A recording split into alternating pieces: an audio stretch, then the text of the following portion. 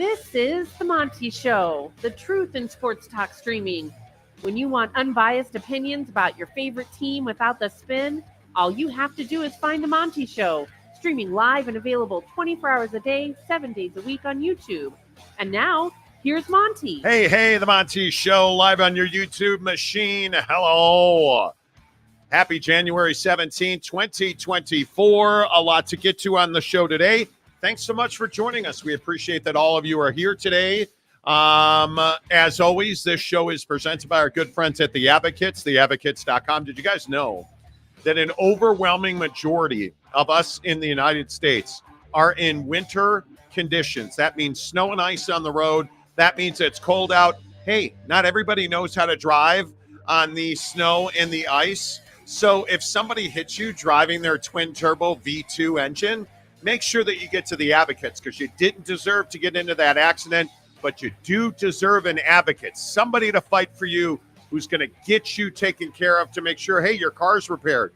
Make sure you get back wages that you lost because you couldn't work. Everything you need, The Advocates have it for you, and it won't cost you a dime to talk to one of the best injury attorneys in the business at theadvocates.com. Make sure, please, you tell them you heard about it on the Monty Show. I'm very interested to get your opinions on this Nick Saban Alabama thing. We're going to talk about that coming up in an hour, because I am amazed today how many members of the Crimson Tide Nation. I don't give a piss about nothing but the Tide, baby. I am surprised. That's so phenomenal. I am so surprised how many Bama fans are in absolute horror today because Caleb Downs is in the transfer portal. Listen, this is what it is. What it is. This is a code 10 abort. Right? You lose Nick Saban. There's no replacing that. There is no fixing that. There is no mitigating that. There is just loss and pain and Crimson Tide colored tears. And that's what it is. The Tide's not going to be rolling for a while. Nick Saban is a better man than Kalen DeBoer. Right? I mean, DeBoer is a good hire. You just hired the guy who lost the national championship game and had an undefeated season. Not good enough. My guess is that anybody short of Nick Saban was not going to keep Caleb Downs at Alabama. But I am amazed at the shock and the horror that is going on in Tuscaloosa today. Yeah. Are you surprised by it at all? I think, when you have Nick Saban as your head coach for all those years, there's a standard. And now you're losing guys in the portal when you weren't losing guys under Nick Saban for obvious reasons. And now you're going into full panic mode. So, no, I'm not really surprised. I will say, if Caleb Downs ends up at Georgia, It is what it is. There are going to be some Crimson Tide colored Titan groins going on. I can't. Do you believe Caleb Downs goes to Georgia? I think he goes to wherever he feels like the best chances to win a national championship. Well, and that's a sales job based on who he's talking to. Yeah, I think if you're Caleb Downs, why would you leave the SEC? No idea. You're all SEC. You're the first freshman in how many years? I think ever, actually, to lead Alabama in tackles. Caleb Downs did. Like, why would you, with all due respect on the name of the SEC, All due respect, in the Big Ten, why would you leave the SEC to go to the Big Ten? Yeah, I don't know. It's a pipeline to the NFL, man. That does not make sense. And it is interesting, though, after the dynasty of arrogance and a-holishness that has been Tuscaloosa for the Saban era. Now it's just like, oh God. Like that. Roll Tide, isn't it Roll Tide Willie? Bro. I think it's, I'll look. Roll Tide Willie on TikTok. Oh, my God. Is the greatest flipping thing you have ever seen. I don't give a piss about nothing but the Tide, baby. Like it is and that's not even him. There's a Roll Tide Willie. I'm just telling you guys now. Yeah. If you have, yeah, buddy, if you have not seen Roll Tide Willie, you Roll Tide Willie, Willie. Roll Tide Willie is, you have to get this. I kid you not. He does not wear shoes. He is damn near cross-eyed. Always drunk. Always drunk. I don't give a piss about nothing but the time. I mean, you can't even understand dude half the time, but it's just the funniest thing you've ever seen. Oh my God. And it is, and I think Caden Proctor's probably the bigger deal. On 3 Sports is reporting, so it's not going to happen because they're never right, that he's going to Iowa. I thought you said he's going to Iowa. I'm sorry. And I know that Monty over here. I'm just little old Monty. Here's the deal. I'm the best there is. You're leaving Alabama Crimson Tide to go to Iowa, where the coach is going to get whacked, and you're going to finish bottom 3 in the Big Ten. Bro, what are you talking about, man? You're leaving Alabama to go to Iowa. Roll Tide. Hey, do you guys understand? I don't understand it. No. I don't, and I'm sure every Iowa fan in the world is going to hop in here and be like, "Oh man, we're going to pay him." You can't. There's not enough money to get somebody to leave freaking Bama for Iowa. Yeah. There's not enough money in the world. What do you do? You want to help your NFL draft stock? Sure, leave Alabama and go to Iowa. Come on. And go to Iowa. IOWA. Iowa. Hawkeyes. No chance. And I've got nothing against Iowa City. It ain't Tuscaloosa. Nah. Come on. Be better than that. It's remarkable to me. Anyway. Should people at Alabama, I guess we're going to talk about it now.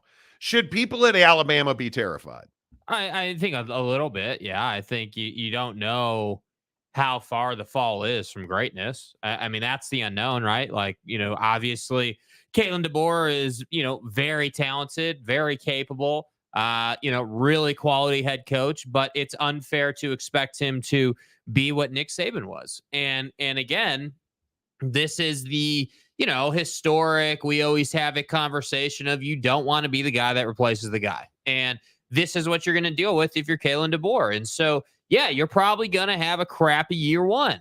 Like, let's be real. You're probably going to have a crappy year one, and then you're going to grind your ass off and probably have 10 wins, and then you will start recruiting again. So, yeah, I mean, I don't think you're going to be a 5-win non-bowl team. It's not going to be that bad, but you're not going to be, the 1 seed for 15 years straight in the college football playoff. Like, it's not that good. I mean, that's the difference. So should they be terrified? I don't know that you should be terrified, but I do think you should be expecting some fall off here. You should be expecting some regression here until Kalen can figure it out. And that's going to take some time. Terror rains down on Bryant Denny. Yeah, dude. Like, I mean, what did you guys expect, bro? Like, come on. Yeah, I think it's we were watching Feinbaum today. And he was talking about, he had some kid that's an Alabama fan that called. We have Feinbaum. And he's like, like this kid is on the air sobbing. It's like, God damn, boy, it's just football. It's just football, boy. And I don't understand oh my God, life is like Feinbaum was saying today, life is over as you know it in Tuscaloosa. Is it really though, Paul? You don't always have to be negative. Right? Like I think Kalen DeBoer is a hell of a football coach. That nobody knows. But isn't this why you hire Dan Lanning? Isn't this why you hire somebody with ties to the SEC, somebody with ties to Bama?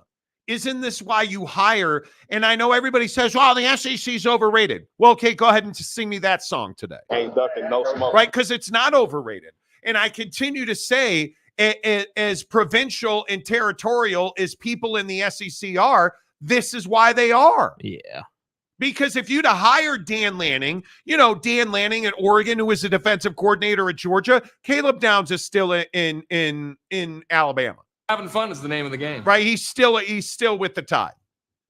And they're a better football team for it. He's the best NFL prospect in the SEC. And I don't think that has anything to do with Kalen DeBoer not being capable, not having the skill set. But reputation is everything as a head coach or as a head coaching candidate, certainly. And I think that's the biggest difference. Like, did Kalen DeBoer beat Dan Lanning twice? Yes. Yes. In fact, he did at his place and then at a neutral site. Yes, he did. But that doesn't change the fact that Kalen DeBoer up on the dais doesn't quite have the same energy as Dan Lanning and certainly doesn't have the same, polished, just I'm better than you feeling that Nick Saban does. So that's the issue. It's not that Kalen DeBoer sucks. It's not that, my God, our program's just going to fall off by 5 freaking wins this year.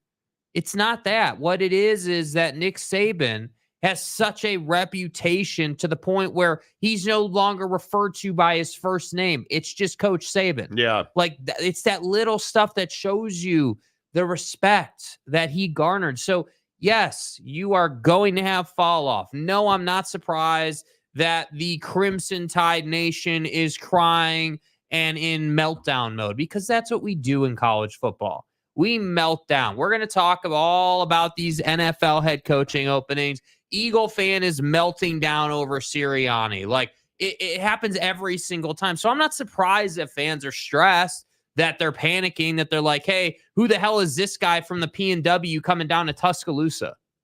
Like, why did we hire this guy? Like, they got lit up in the national championship game. Why did we hire that? Like, that's what Tuscaloosa is saying about Kalen DeBoer. And Kalen DeBoer's got to come in here and recruit and work the portal and show you that, he can keep, a stud at quarterback, that he can continue to improve the roster every single year the same way his predecessor did. And that's hard. Does Steve Sarkisian save Caleb Downs? Like, I mean, I think Sark is probably the guy that most people thought should have, would have been a really safe hire. Dan Lanning, I think, would have been the home run hire. I think Lanning, and I really think if you'd have hired Steve Sarkisian, they would have saved it. Would Mike Norvell have saved Caleb Downs? I don't think he would have. Honest to goodness, I don't think he would have. And my feeling is that nothing short of Sark or Lanning would have saved Caleb Downs. Facts.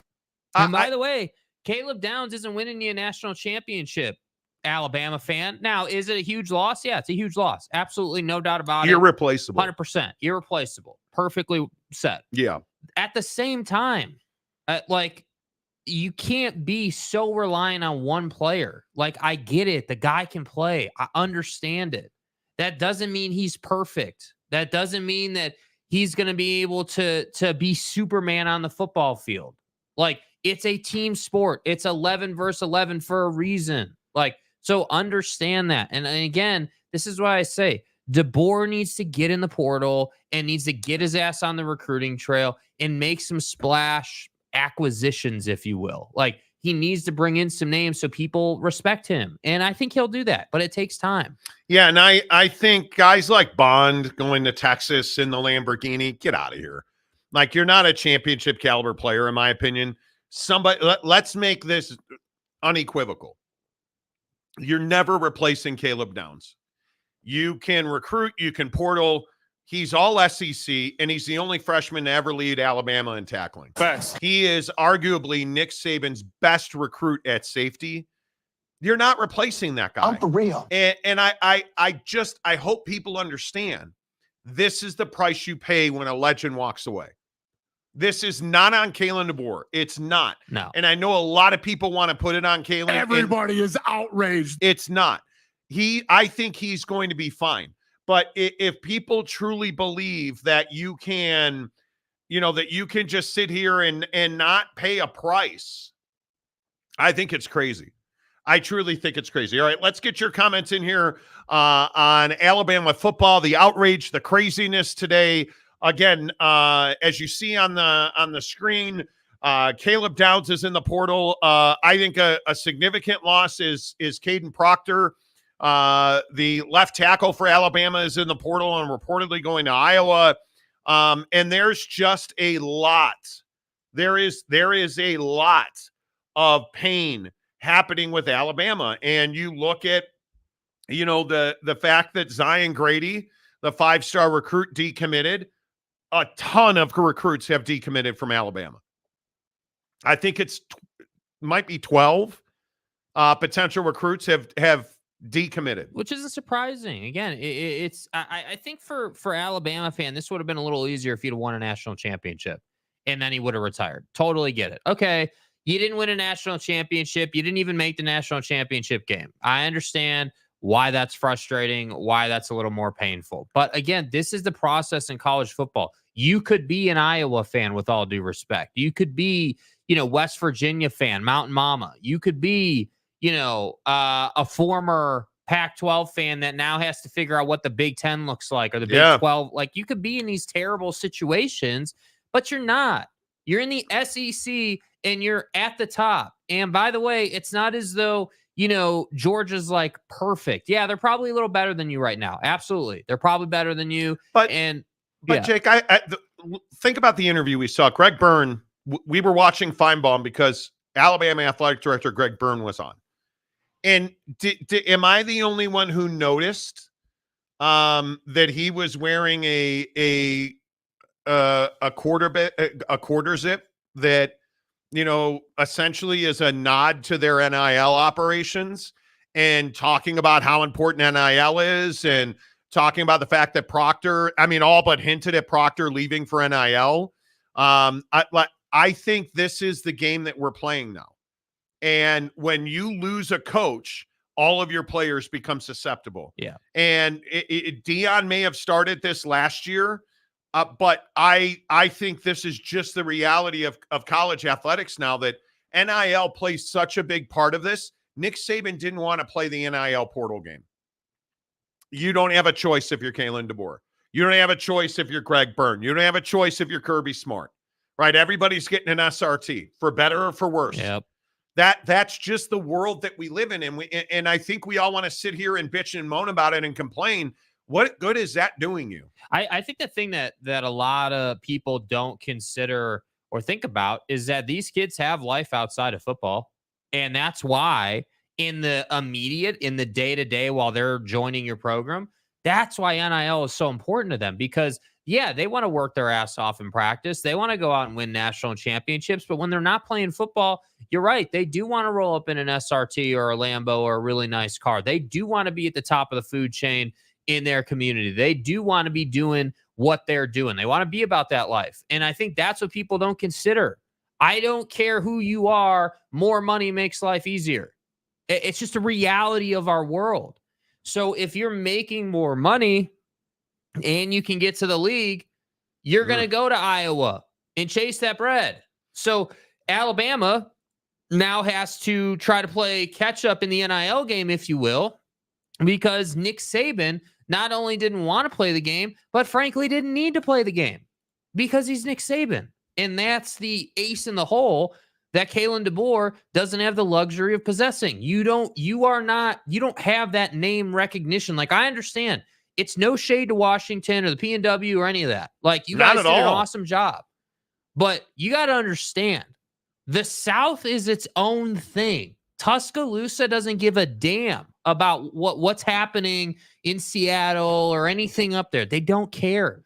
They just assume they're better than you. They know they're in the SEC, which is the best conference in college football. So that's why I say, like, it's not on Kalen DeBoer, but Kalen DeBoer is going to figure out real quick, hey, this is going to be a tall task. And being the head coach at Alabama is nothing like being the head coach at Washington. And going out and recruiting in Alabama, while I do have a bigger nameplate to push with, I've got a better reputation, probably a more prolific program to work with here. I have to go out and now contend with Lane Train and all these other guys in the SEC that maybe were still competition, but not like my next door neighbor worth of competition. And that's what I think, if you're Bama fan, you got to understand. Give this guy an opportunity to show you what he can do, and understand that year one is probably only 9 or 10 wins. You're probably not 12, 13, 14 wins. That's probably not where you're at. And by the way, it also should be said, the SEC schedule is getting tougher. So you're probably only 10 with that as well. All right, back to that. We will get there is breaking news.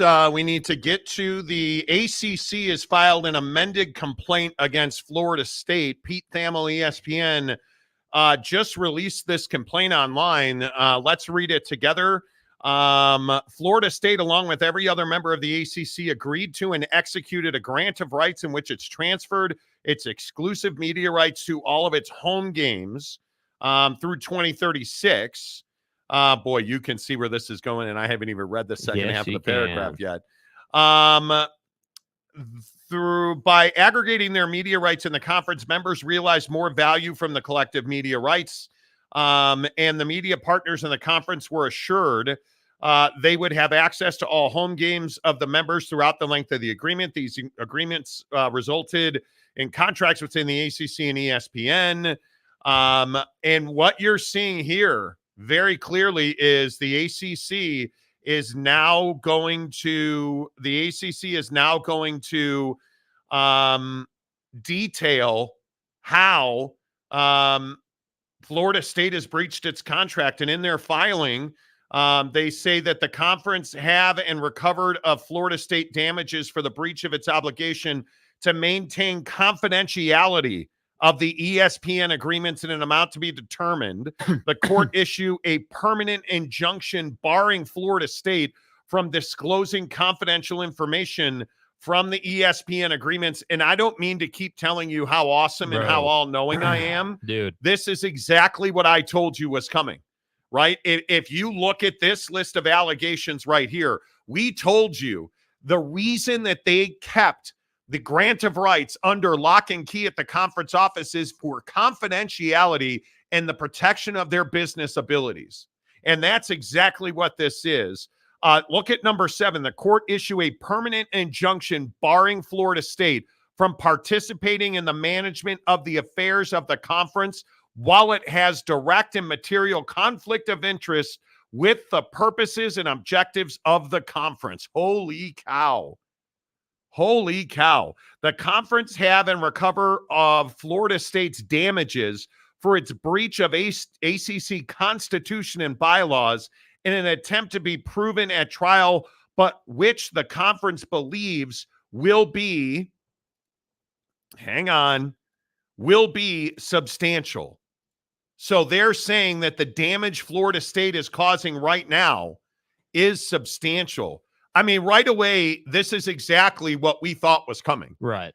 I think that this is, you read these documents that the ACC is filing, and it is wild that the ACC is looking for damages from Florida State. But you know what I say? This is exactly what the ACC should be doing.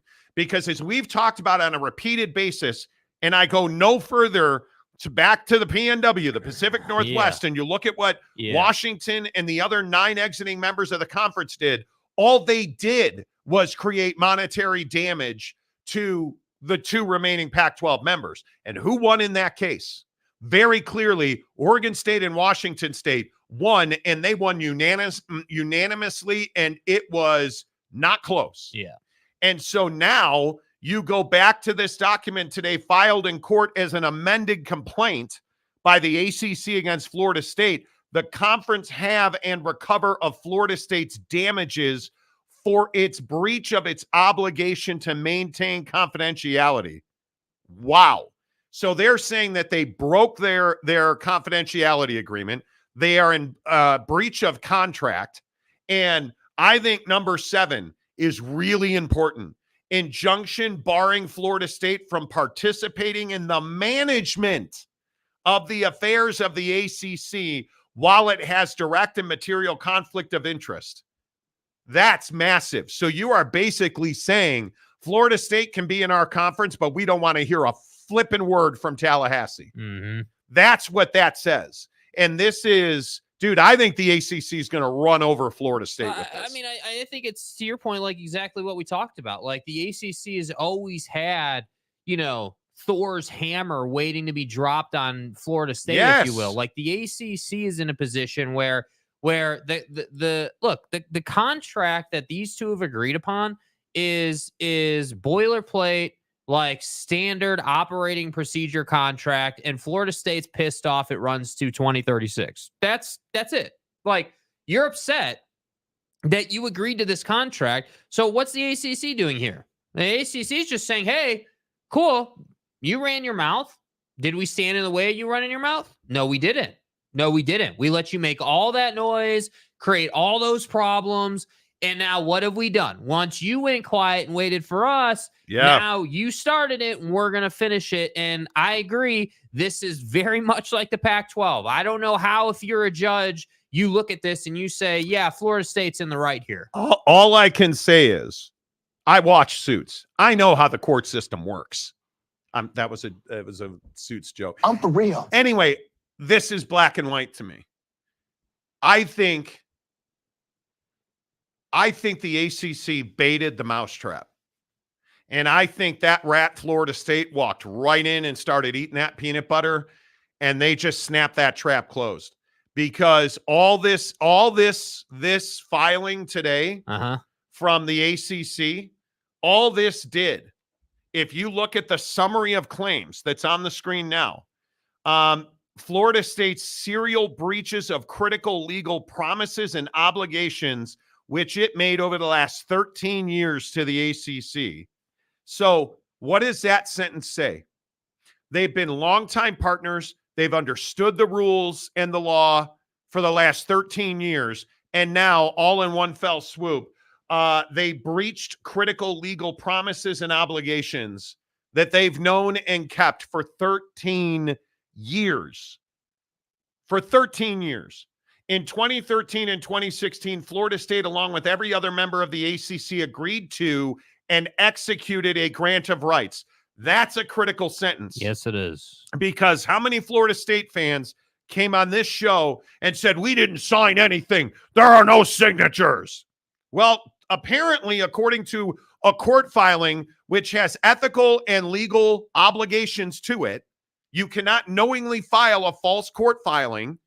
Right? That's what the ACC be doing here. They say agreed and executed a grant of rights, which means Florida State agreed to it, signed it, executed it, and for the past 13 years has been abiding by it. And now they see where the SEC and the Big 10 and the Big 12 are going, and they see themselves falling behind, and now they're upset trying to get out of their grant of rights. And this is why I say, again, this is very straight.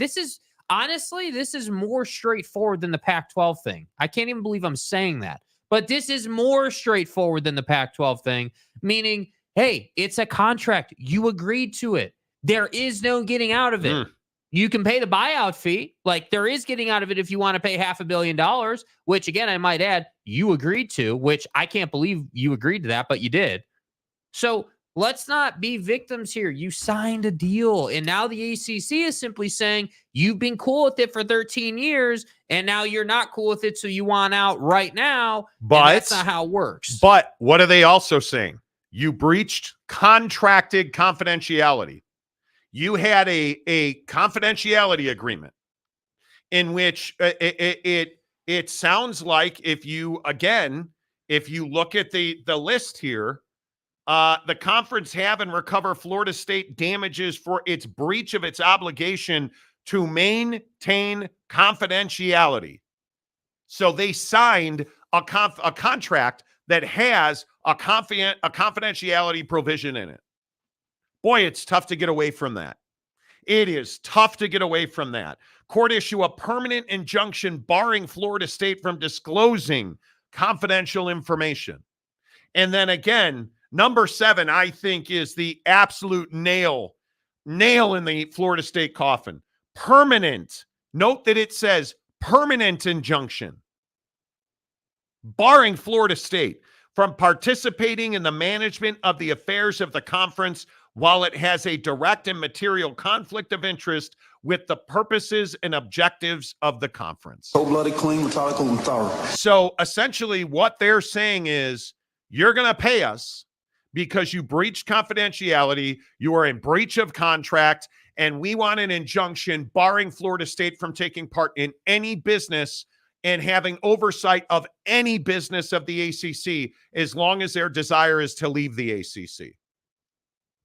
So what this tells me is Florida State hasn't found a way out of that grant of rights, and they're probably not going to. And I think the ACC is in the driver's seat in this lawsuit. You don't file this list of claims if you are not unbelievably confident. Yeah.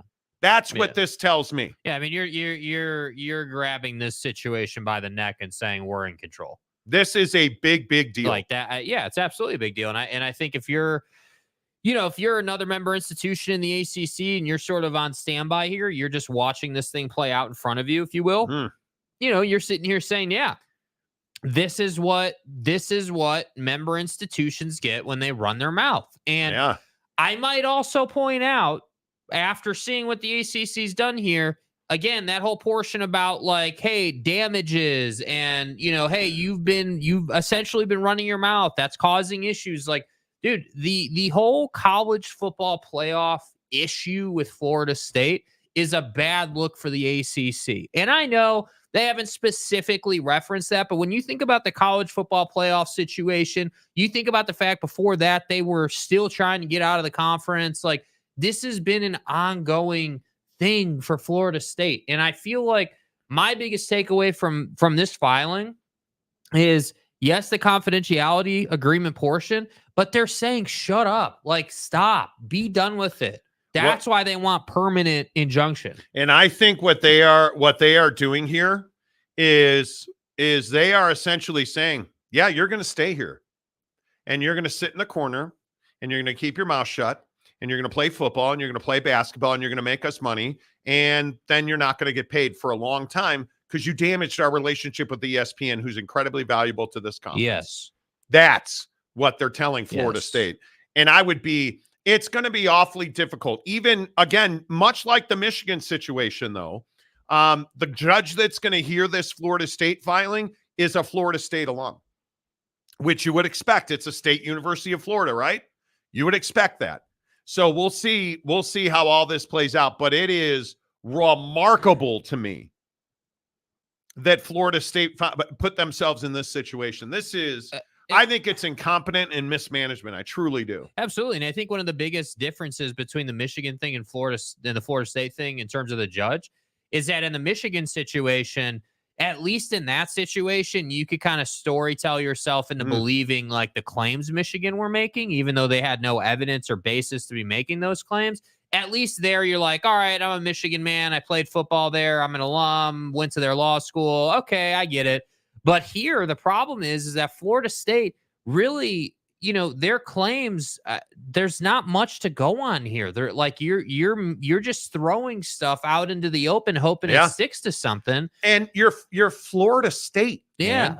You are a power football program. You are a power athletic institution. You are a power academic institution. This is not Poughkeepsie General Hair cutting salon school. And I think that right there is the dividing factor. Because if you said that to someone who's pro Florida State in the college football playoff issue, they're saying that's exactly why we should be in the college football playoff, or that's why we should be able to get out of the ACC. But if you say it on the other side, it's like, hey, have some class, Florida State. I mean, Michigan. Like, it's the same thought with both of these schools. And that argument about this is why we should be in the college football playoff, it conflates and really it just confuses the issues.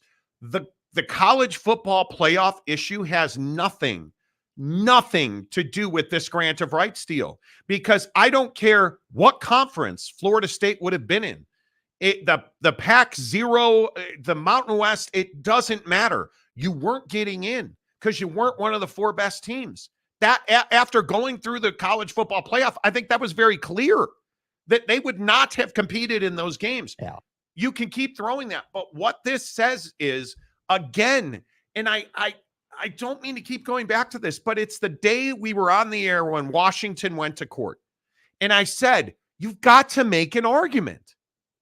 It's the day that Michigan went to court. And what did I say? What argument can you make? They made none. You know what they should have said? And I'll say the same thing about Florida State. I know exactly what Florida State should have done. They should have never gone to court. You know what they should have done? They should have built relationships, and they should have built and I don't know if you want to call it an alliance. You don't have the relationships or the people skills in the ACC to get the necessary numbers to break that grant of rights. That's what you should have done, because you can't go to court when you have a rock-solid contract. You can't go to court on a rock-solid contract and argue breach of contract, because you signed that contract. And again, our sources told us this, and go back to the original show we do because it's right here on our channel. Our sources told us then what I'm going to tell you right now, and what I told you back then. They read it and they signed that grant of rights, not once, but twice. Let that sink in. This grant of rights you say is so incredibly unfair that would cost you $500 million to break. You signed it not once, but twice. And there's no getting away from that. So again, let's play this out in court, right?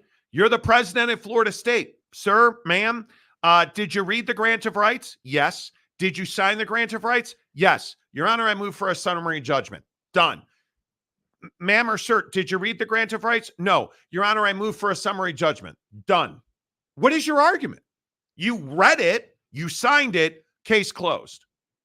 You didn't read it, you signed it, case closed. You have nowhere to go. Yeah, I think you're exactly right. You got to make it not about the contract, but about the situation itself. There's got to be. Hey, look at 10 members of the ACC who want out of the grant of rights. Yes. Let's, and then to come back. And this is a part I think is so damaging. Yeah. To come back in your court filing, Florida State, and say that you damaged the integrity and the reputation and the monetary ability of the conference by admitting Calford and SMU on no money, thereby devaluing the ACC. What does that say to ESPN, who had to agree to do those deals with Calford and SMU? You just laid out naked all of the business of the ACC. And today the ACC answered. And I just don't see how you win this. And it's just like Michigan filing an injunction to a hearing to get an injunction to allow Jim Harbaugh to coach games. And you had a judge in the Michigan case, very much like the Florida State case. Michigan law alum, Michigan football player, and a Michigan law alum who was ready to hear your injunction. And what did you do? Did you go to court? Did you stand and make an argument? You didn't. You pulled it because you knew you were wrong. And in Florida State, what did Florida State say? We're going to file this even though we know we're not going to win. You know you're not going to win. It's remarkable to me. It is remarkable to me that an institution, the esteem of Florida State, would put themselves in this position. Yeah. Completely unethical, a complete waste of student resources, a complete waste. And not only that, let's not forget the Florida governor and the Florida AG have already spent well over $1 million on this.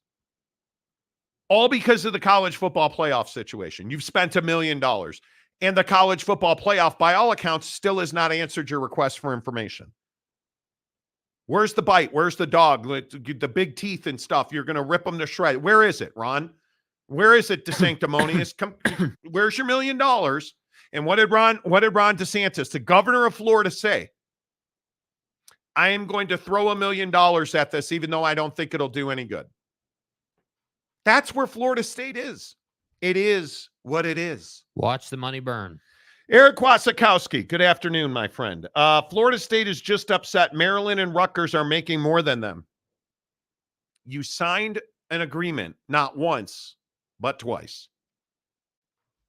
What you want me to say to them? Be upset, right?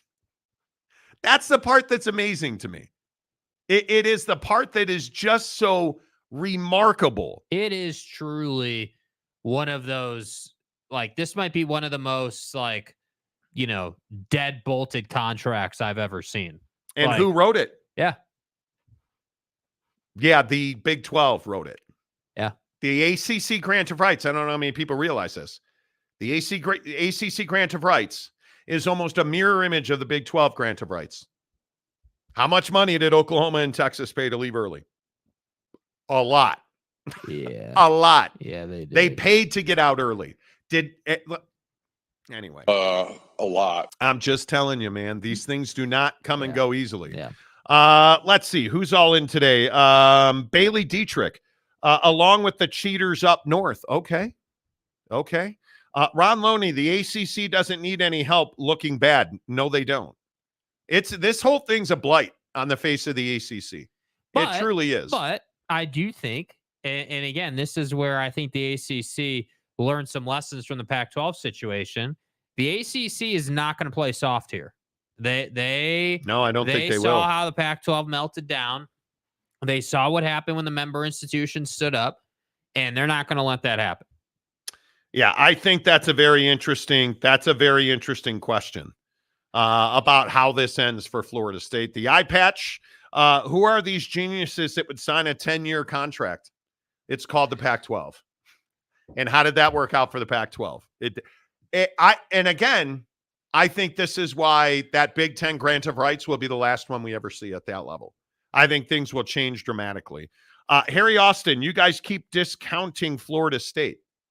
How are we discounting Florida State, Harry? And you keep living on a delusion with Florida State. You've been a Florida State guy. I think I think I just said it. I don't know. Maybe I didn't hear myself speak, but I think Florida State is an incredible university with a power athletic department and just 10-cent minds running it. Like this whole thing has always struck me as an emotional outburst. You spent, how many millions do you estimate that Florida State has spent on trying to get out of this grant of rights? Several. God damn, it's got to be tens of millions of dollars just in legal fees. Yeah. And by a lot of sourcing, they had a pot of tens of millions of dollars with a large number, the Carolinas, Duke, Florida State, Clemson, and Miami, at a minimum, were all working together to try and find a crack in the dam of the ACC grant of rights. Couldn't find it. Spent 5 years and tens of billions of dollars. I think this was an emotional outburst. Truly, I think that's what it is. Carruthers, what's up, my guy? ACC is the ugly stepchild of the Power Four conferences. Right now they are. But I think the Calford thing, I guess I'll just keep saying how right I always am. And good looking. SMU's a disaster. SMU is a disaster for that conference. Because not only does SMU not give you a pipeline into Dallas, bro. We're Dallas. Congratulations.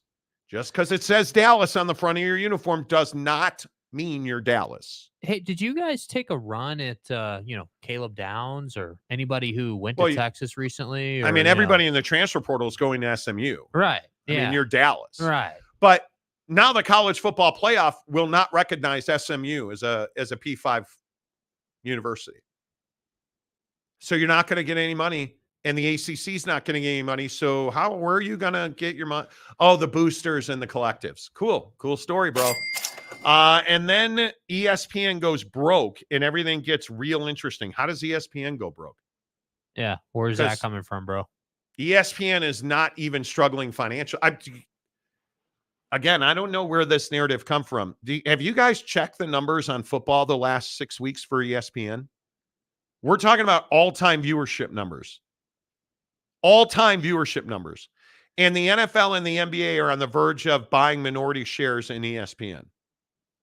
So where exactly is ESPN going broke? because they're already well ahead of pace. I think it was maybe Front Office Sports 2 weeks ago on the ESPN Plus membership boom that has taken place. Like, there's no ESPN's not going broke anytime soon. They are financially strong. There's no I mean, they're paying Pat McAfee what, $85 million. Does that sound like a company going broke? It doesn't at all in any way. Brandon Butler, this is brilliant from the ACC because now FSU would not be able to vote to dissolve the conference. That's my point. You're just going to sit in the corner. We're not going to pay you until our damage claim is taken care of, and you're out of business in this conference. Yeah, it kind of feels like Goliath just walked through the door, bro. It does. That's kind of what the ACC did today. And everyone else in the conference is not even going to try, Daddy, because they got to get that belt. They're going to get the belt. That's what I'm saying, dude. This is a power move out of the ACC. Right. And look, again, it's what and you've not said even this going on to the show try, before. Daddy. Dude, it's what you've said before, right? Hey, when there's no leadership, chaos takes over. So what is the ACC doing? They're saying, cool, dude, you're the loudmouth over here in the corner that thinks you bigger than you are. So we're going to step in now. We're going to show you the contract you signed and agreed to along with everybody else in this conference. And now we're going to move to put you away. And that's all it is. Yeah. This is that proverbial, you brought a knife to a gunfight. Yeah. That's what it is. Harry Austin, this is not a good thing for the ACC. This hurts them in the long run as well. Completely disagree. I think all this can do is strengthen, because I think the thing that a lot of people forget is Florida State is not well liked in the conference. Florida State has been that unhappy family member who you dread seeing on Thanksgiving. That's who Florida State's been. And they have not been able to get enough votes. Like when Calford and SMU came in, they were not able to coalesce around a group of membership and stop that expansion from happening. Florida State, and I guess I just go back to, you're not breaking me, bro, you're making me. Because Florida State forced the ACC to flex. And if this plays out in court, and if Florida State doesn't withdraw, because I'd be kind of surprised if they didn't withdraw at some point, because I just don't think it's winnable. And you're throwing bad money after bad money. If this gets in front of a judge, there is no chance. There's no chance Florida State can win. Not when you're running out the damages and you're asking for a permanent injunction. Yeah. What are you really doing here? You are giving the court the opportunity to give Florida State, you know what, we side with the ACC, but we're not going to grant that permanent injunction. That's what this is. And it's, again, legal briefs are not written to get everything that you're writing in the brief. Legal briefs, and what this is, my guess is, this is a negotiating tactic. And I think this is going to end very poorly for Florida State. How about that? If I had a guess. TJ Beck, should Oregon State and Wazoo go all in on YouTube or Apple for their games? They have nothing right now for media rights. Man, I think that's a completely different. I think it's very difficult to know. I've heard a lot about the opportunities. There's a story today that broke about Amazon Prime Sports doing a deal with a company called Diamond Sports Group. And depending on where you're listening to us, you may know what Bally Sports is. Bally Sports is your regional sports network, RSN. And Arizona is a big one. You can look at the DC area, wherever you want to point to. They did a deal today with Amazon Prime Sports where all of these Bally channels that you're looking at on the screen, will now be available on Amazon Prime Sports in their local markets. And you may also know that Diamond Sports Group, again, who owns Bally Sports, the network, Bally Sports is just a licensing deal with Bally Casinos. You may know that they're insolvent. They're bankrupt. They're going out of business. This is an injection from Amazon. I think it's $151 million. And it puts all of these teams you're looking at on Amazon Prime Sports regionally. It's a brilliant deal for Amazon Prime. Brilliant. It brings brand new eyeballs to the TV. The question is, if you look at this here, there's no representation in the Great Northwest. And I'm curious, Amazon, which is headquartered in Seattle, obviously, wanted Pac-12 rights. They bid for the Pac-12 rights. But George Kliavkoff came in at such an exorbitant number that they've never really got off the ground. Could Amazon be a player in that? I think they could. Apple's not going to take two teams. You're not going to do that. There will be distribution for Oregon State and Washington State. I don't think we have any idea where that will be. Mm-hmm. And I think it's premature to guess at that, but that's me.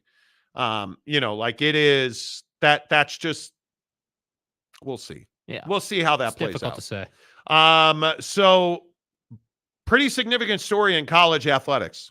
This ACC filing an amended complaint against Florida State's challenge of the grant of rights is pretty remarkable today. How many times, and I think we're seeing it pretty regularly, how many times are we seeing things we've never seen before? Yeah, I mean, I think we're seeing it a lot more now because the landscape in college football specifically is changing. And you're seeing, again, not that NIL is attached to the Florida State issue, but like things like NIL in the portal change the way business is done in college football. And so when you've got, the SEC or like the Big 12, let's say, or whoever doing better at this area of college football than the ACC is doing, they're going to win more. They're going to make more money. They're going to, climb the ranks. They're going to do bigger and better things. And maybe eventually they jump to a more high profile conference. And Florida State, remember, their stance is, hey, we're Florida State. We're better than everyone in this conference. We should be probably an SEC team. Some people speculate the Big Ten, but we should be an SEC team. And that's where we should be. And that's why we want out. Notice the argument isn't, hey, the contract is terrible and puts us in some terrible position. So that's what I'm saying, dude. Like, college football is changing. Your mistake was you agreed to something until 2035 or whatever it is. Like, that's your problem. Deal with it. Yeah, I think it is really interesting. And now Pete Thamel actually has obtained the page that I hoped he would post in this ACC court filing, which is the summary of claims by the ACC, which says, first claim for relief, request for declaratory judgment that the grant of rights and the amended grant of rights are valid and enforceable contracts. Second claim for relief, Florida State is estopped by its acceptance of benefits or has waived its conduct any challenge to the grant of rights and amended grant of rights.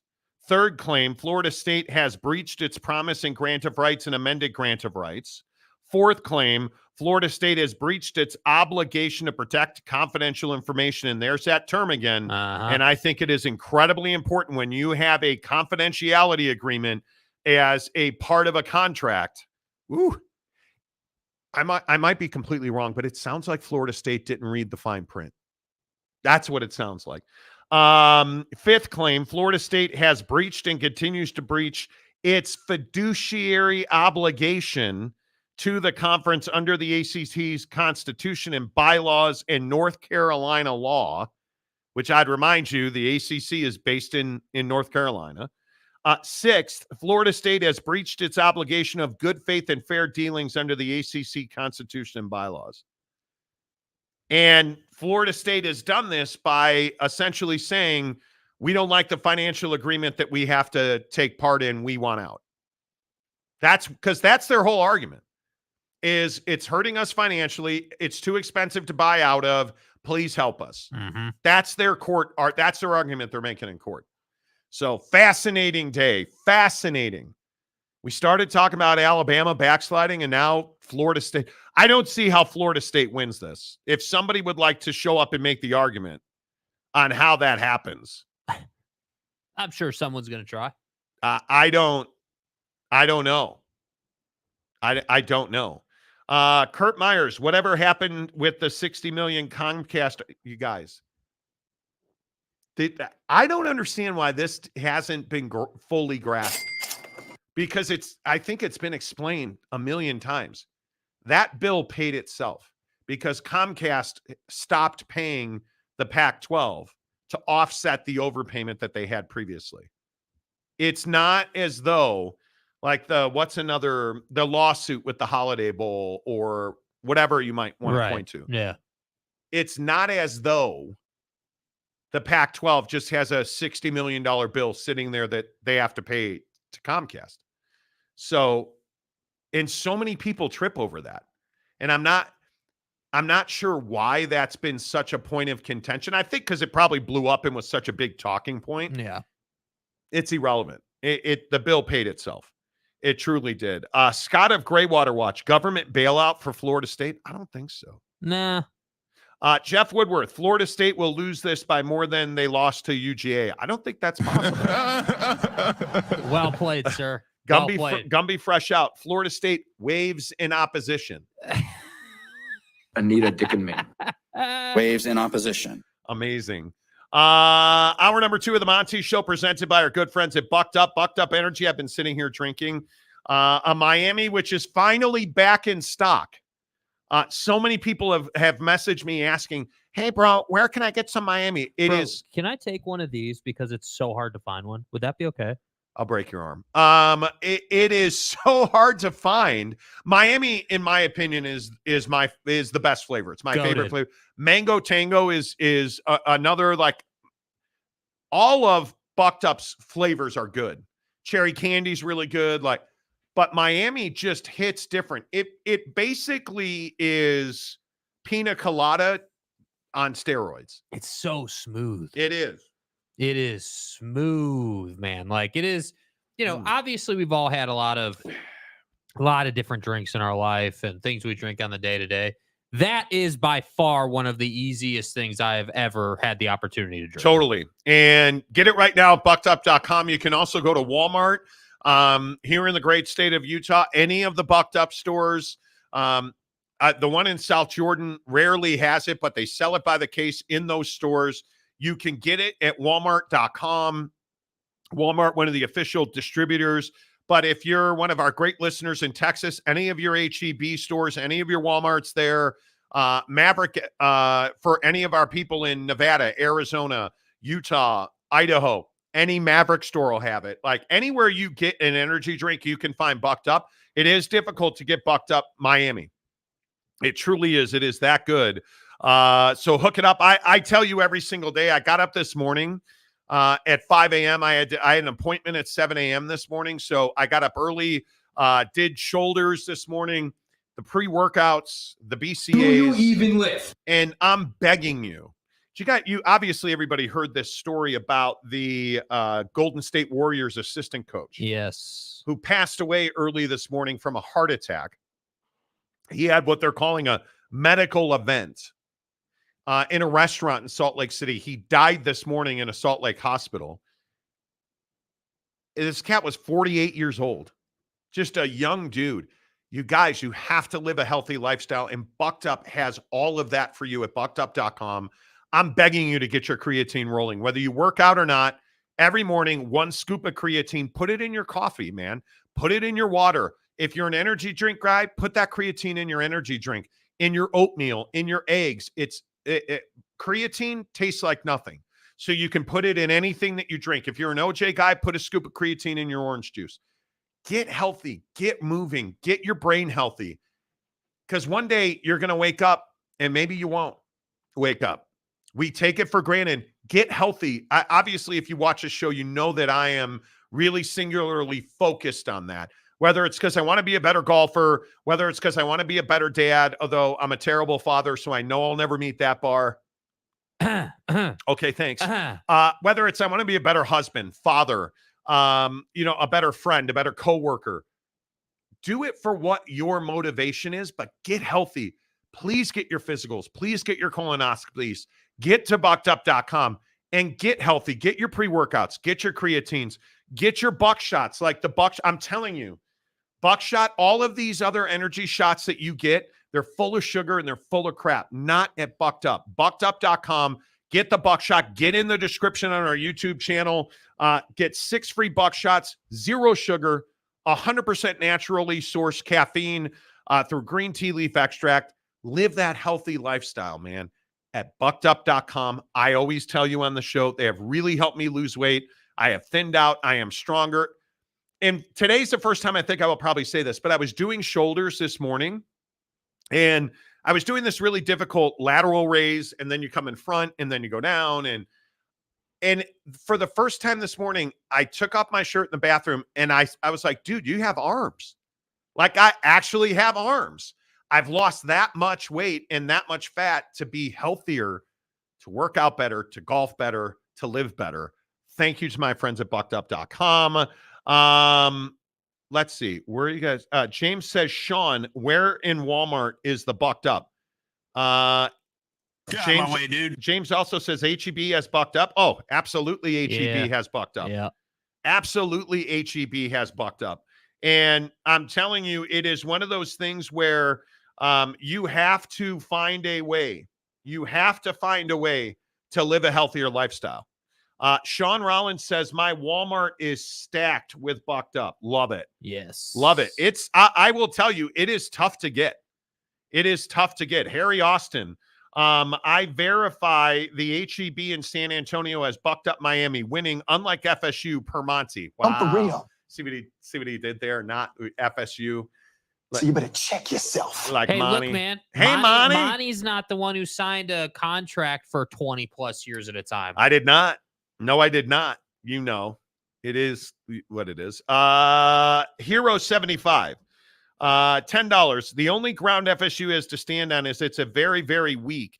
Is that as a public university and Florida's public records law, they may have to make the grant of rights public, but the contract stands. You should not sign provisions that you cannot lawfully sign. One of the things that I think is very interesting is you have, I would assume, some of the best legal minds in the state of Florida reviewed your grant of rights, right? Yeah. I would guess. I would hope. But that's what we heard out of Michigan, right? I would hope. Hey, amazing legal team. Hey, Washington, amazing legal team. And what did we get? Oh, it's unfair. It's not fair. Like, amazing legal minds doing what? Yeah. Yeah. Don't even. All right. Carruthers, is Bucked Up in every Walmart nationwide? It's been a while since I've gone there. Yes. Bucked Up is Bucked Up is in the entire Walmart network. OG Gary, the Chevron on 78th and 27th West got mad bucked up. I like how we got launch codes to go get bucked up, dude. I'm telling you. Drew Dozer says coffee and Red Bull for me. Oh, nah, dog. Nah. That is such a deadly combination. Eric Wasikowski, Bucked Up powder is all I can find next to whey at Walmart. Well, they should have. And I would always tell you, get to BuckedUp.com. That's the first place I always go if I need Bucked Up. Now, I have a great Bucked Up store right down the street from my house in Utah. But BuckedUp.com and Walmart.com, if you're in Ohio, Michigan, if your local gas station doesn't have it or your convenience store, that's where I would tell you. Jeremiah Champion, what's up? It's just hard to find the shots in the Walmarts. It is. It is. If you want the buck shots, you should absolutely go to BuckedUp.com and get the hookup at BuckedUp.com. And I have to say, too, on the creatine front, I had been waiting for them to run a creatine sale. So, of course, I had been using some old stuff that I'm not going to name. And Bucked Up's creatine is definitely a level up. They're like you open it and it's like, whoa, dude, like this stuff looks better, feels better. You take it and you're like, yep, feel better. Yep, absolutely, 100%. Yeah. Let's see. James, I am not a lawyer. Really? I thought you were a legal scholar, sir. Hi, this is James. Welcome did you back. and James, like, did you guys, were you textually engaged and you had phone conversations last night? Did you guys FaceTime? Because it's illegal. No. Nope. FaceTime? Nope. And I still got to send Buddy his gift card from yesterday. Sorry, James. You and James? Yeah, my bad. Textually engaged? No, dude. Nope. We were not. Macaque. No. Wow. Not at all. Nope. Not even a little bit. You're gonna get stroked. I did learn a few things in business law. I can say that FSU has one good argument. The ACC did not negotiate a good deal with ESPN. That's the only chance they have. If that were the case, why did you sign not one but two grant of rights? If the deal was so bad, why did you sign not one but two? You signed the original and the extension. I think it kind of undercuts that. Yeah. That's the, Drew Dozier. Why can I not say that? Drew Dozier. Monty, I'm open to trying Bucked Up, but I can't find it in Columbus, Ohio. Okay. BuckedUp.com. BuckedUp.com. Or, I don't know, Drew, what your lifestyle is, or if you're a workout guy, or if you're just an energy drink guy. I would tell you, if you're a workout guy, get to BuckedUp.com or get to Amazon.com and search Bucked Up Energy. Because at Amazon.com, you're going to find, you're going to find an easy way to, like, I get so much spam text.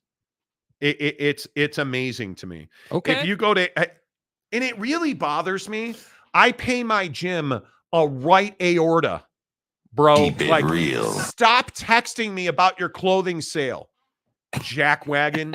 Like, get out. I have this gym that I go to, and I'm not going to rail them by name. I have their app.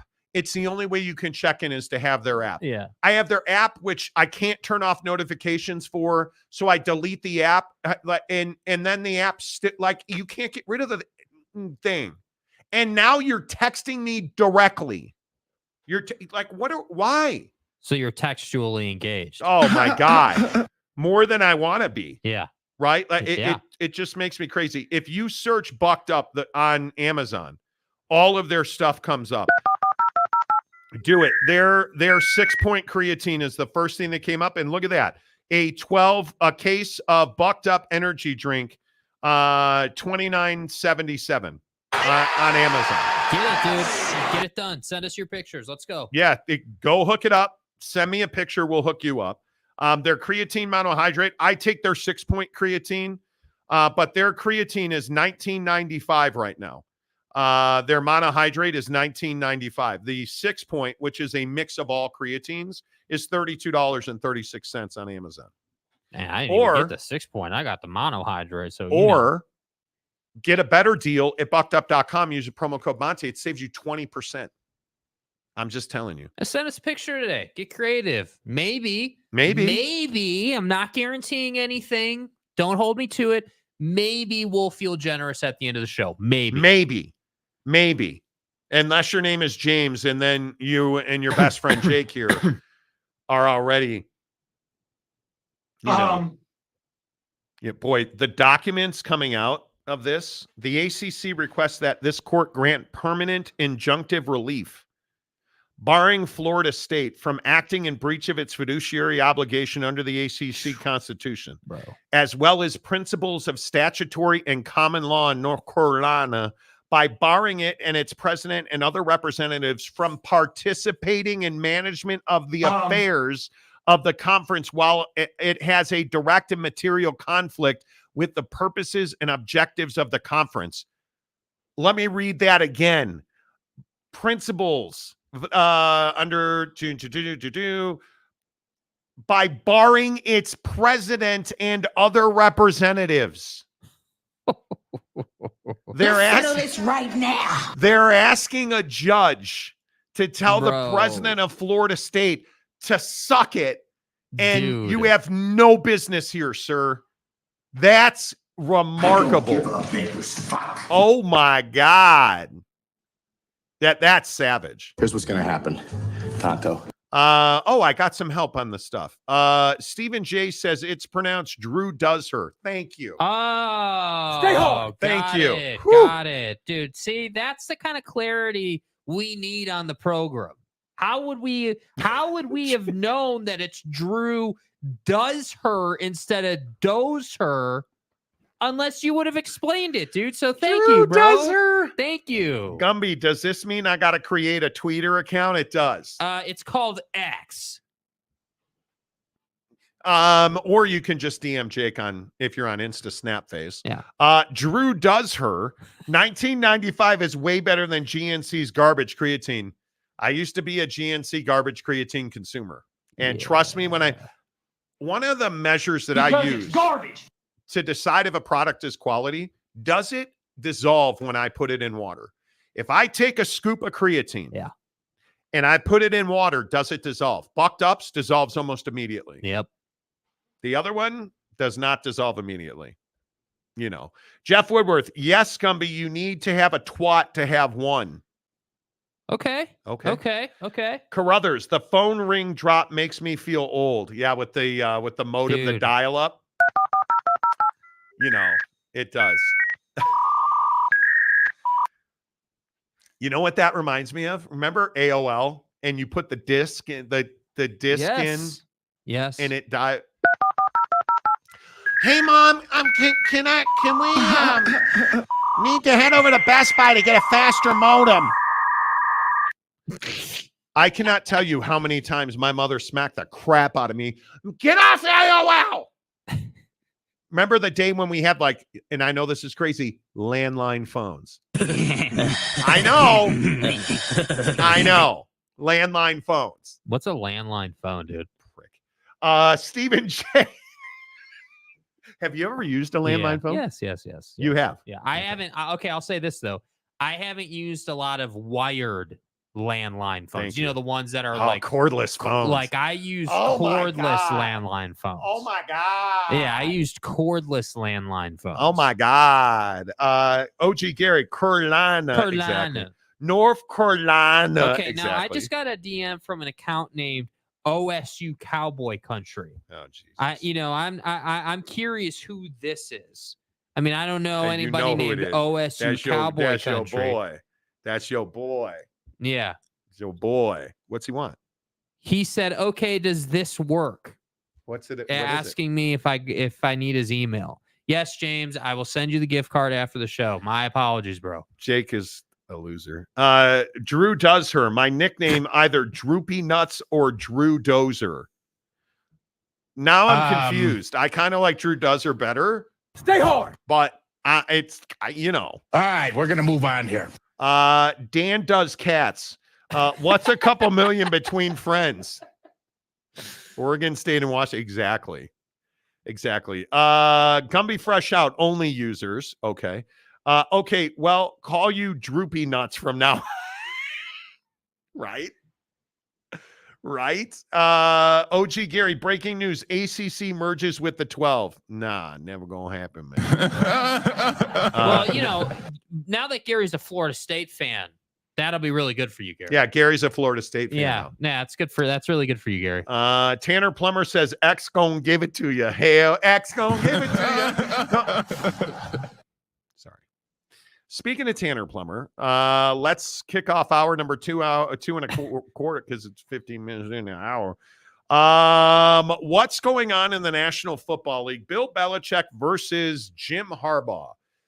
Let's get into this because I think it's fascinating when we're talking about specifically, I think the Dallas Cowboys are a perfect example of this. The Dallas Cowboys are said to be considering making a coaching change. Mike McCarthy and Jera are going to meet tomorrow in Tarrant County, boy. And they are going to do what is being described by Adam Schefter as a job interview for Mike McCarthy to make his case that he should not be fired as the head coach of the Dallas Cowboys. Right off the bat, I think that is a ridiculous way to do business if you are Jared Jones. Now, maybe that's not the case, but I don't know.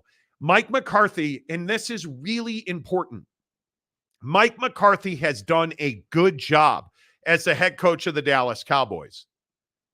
But you can't get away from losing to what is nothing more than a mediocre Green Bay Packer team. And here's my question. If you're going to fire Mike McCarthy, are you really going to replace him with Jim Harbaugh? And I say you can't do that because replacing Mike McCarthy with Jim Harbaugh is a step backward. Mike McCarthy is a better NFL coach than Jim Harbaugh is. Now, if you want to get into the hoodie and you want the hood to come and work for Jarrah at Jarrah World in Tarrant County, boy, I'm here for that. Bill Belichick is a step up. The guy's got 6 rings. And I understand everybody wants to say, well, TB12, Monty. Tom Brady won him 3 of those rings. But there is no question about the fact that Bill Belichick's defense won those first 3 rings. And Tom Brady was not elite those first 3 Super Bowls. Bill Belichick is a hell of a head coach in the NFL. And if you can replace Mike McCarthy with the hoodie, do it. But if you're going to replace him with Jim Harbaugh, Jake, I think it's a step back. And frankly, I think it's a mistake. Yeah, I think the difficult part with Jim, again, is this collateral damage piece. Like, the Cowboys are one of those organizations that seemingly tells you they're going to win the Super Bowl every year and then never can win a playoff game. And so the question to me is Jim Harbaugh the guy to change that? Maybe he is. Maybe he's not. But what I do know is that Jim is not going to leave you in a better place than he found you. And I only say that because of what we've seen in his last 3 opportunities, right? Michigan, the Niners, you even go back to his Stanford days. Like, he didn't leave those places in a better place than he found them. And then the initial reaction is, oh, well, the NFC championships and the national championship and all this winning. Right. The guy has shown the ability to get to the postseason at the NFL level. And at the college level, he's shown the ability to win it all. And that's great. That's awesome. Great. I agree with you. Cool. But the problem with that is that if he were to, let's say, get to the NFC championship game, and let's just say he won that and then went on to the Super Bowl and lost, and all of his players hated him, and Dak wanted to leave the organization, and he just tore the whole thing down. Is that really who you want to bring in to replace a guy who's given you 3 12-win seasons in a row, and Dak's playing the best football of his career, and seemingly they just can't quite get over the hump? Is that really the trade you want to make? Because that's essentially what you're doing, right? You're trading with yourself. You're saying, hey, we're going to get rid of Fathead and we're going to bring in Khaki King. That's not a smart move. So with the hoodie, my problem with Bill Belichick is he's a defensive guru who struggles offensively. So if you're going to bring in Bill Belichick, that is a win-win for Jerry Jones, right? Hey, I hired Bill Belichick. If you lose with Bill, it is what it is. But if you bring Bill Belichick in, you got to make sure that OC, whoever that's going to be, Josh does a McDaniels, damn good job. Okay, sure, Josh McDaniels, good example. Okay, McDaniel. You brought in Josh McDaniel. Okay, please, great, awesome, that's great. But I don't know if that would be the case or not. But if you did, okay, now it's a slam dunk. Now you've done everything that you can do. But I just don't think that we should be trusting Cowboy fans' opinion, because all they want to do is axe this guy. And this guy's given you some of the most consistent seasons you could have asked for. Yeah, I think it is this conversation about Jim Harbaugh and Bill Belichick. And I am amazed how many people believe that Jim Harbaugh is either just as good or a better fit for the Dallas Cowboys than Bill Belichick, or Atlanta, who has interviewed both Bill Belichick and Jim Harbaugh, that you'd rather have Jim Harbaugh than Bill Belichick to rebuild the Atlanta Falcons. It's wild to me. And I just, the track record's not there. I look at what Jim Harbaugh did just on quarterbacks alone. I look at Colin Kaepernick and Alex Smith in San Francisco. It ended very poorly. That was the wrong decision at the time that he made it, in my opinion. I look at the hoodie in Tom Brady. McDaniel did a very good job with Tom Brady. That much is very clear. Right? And the Drew Bledsoe, Tom Brady decision was handled perfectly, and they won. If we're just making decisions based on quarterbacks and quarterback situations, I don't know why you wouldn't pick Bill Belichick instead of Jim Harbaugh. If we're looking at legacies and resumes, there's nothing to even talk about. Right. I just struggle with this thing where it's so easy to say, oh, Jim Harbaugh, He's a better choice than Bill Belichick. On what planet is he a better choice? Yeah, I struggle with that as well because it's not like Dak is some young chicken at this point. Dak is someone who's in his prime, is fully developed. Can he get better? Sure, but I don't think the guy can really get any better until you give him better wide receivers to throw to, better options, running routes. He's going to be 31 in July. Yeah, so I mean, this guy physically is reaching the. Athletes' primes are so hard to define. I'm going to say, quarterback's on the other side of 30. I mean, you're certainly not going to get. You're probably not going to get better. I think it depends what you do. See, I think if you were to overhaul the wide receiver room a little bit, or go out and get a dynamic tight end that can really be like you had Jason Witten for all those years, and he was a weapon for you, and you don't really have that guy right now. You don't I know everyone wants to die on the Lamb Hill outside and wants to say that this guy is just incredible. The fact is he's a 4A wide receiver. He's the best number 2 wide receiver in the league, in my opinion. He disappears in the playoffs, and he's the best wide receiver in the league during the regular season. You need someone that Dak can go to reliably, or at a minimum, you need a Batman Robin dynamic in the wide receiver room. Get a better wide receiver and let Lamb eat his one-on-one coverage. You got to figure something out. So as far as Dak is concerned, my point is, if you were to go and do that, if you make a good decision with the head coach, go out and fix the wide receiver room, you're cooking with gas at that point. You should expect to beat teams in the playoffs. But that's the core issue here, isn't it? You lost to a team that even with your current roster, you should have beaten, and you should have beat them handily. I don't have listen, I don't have a problem with the Dallas Cowboys firing Mike McCarthy. I truly do not. I think it's the right thing to do. My issue is when you come in and you replace him with Jim Harbaugh. Jim Harbaugh is not a better coach than Mike McCarthy is. You replace him with Bill Belichick. Okay, great. I get it. I understand it. There's nothing to argue about. But when we're talking about the Dallas Cowboys, do you understand the enormity of that job? It's not an easy one. And this argument with the Philadelphia Eagles, right? I look at Nick Sirianni, and this whole thing about, should they fire Nick Sirianni? There's no question they should. I look at the regression of the offense. I look at the regression of the quality at the skill positions. Players don't want to be there. There was a lack of effort. You watch. I was watching the third quarter of that game last night when I got home. It happened to be on. And Mrs. Monty was doing some stuff in the kitchen, whatever. So I was flipping around and I was watching part of that third quarter.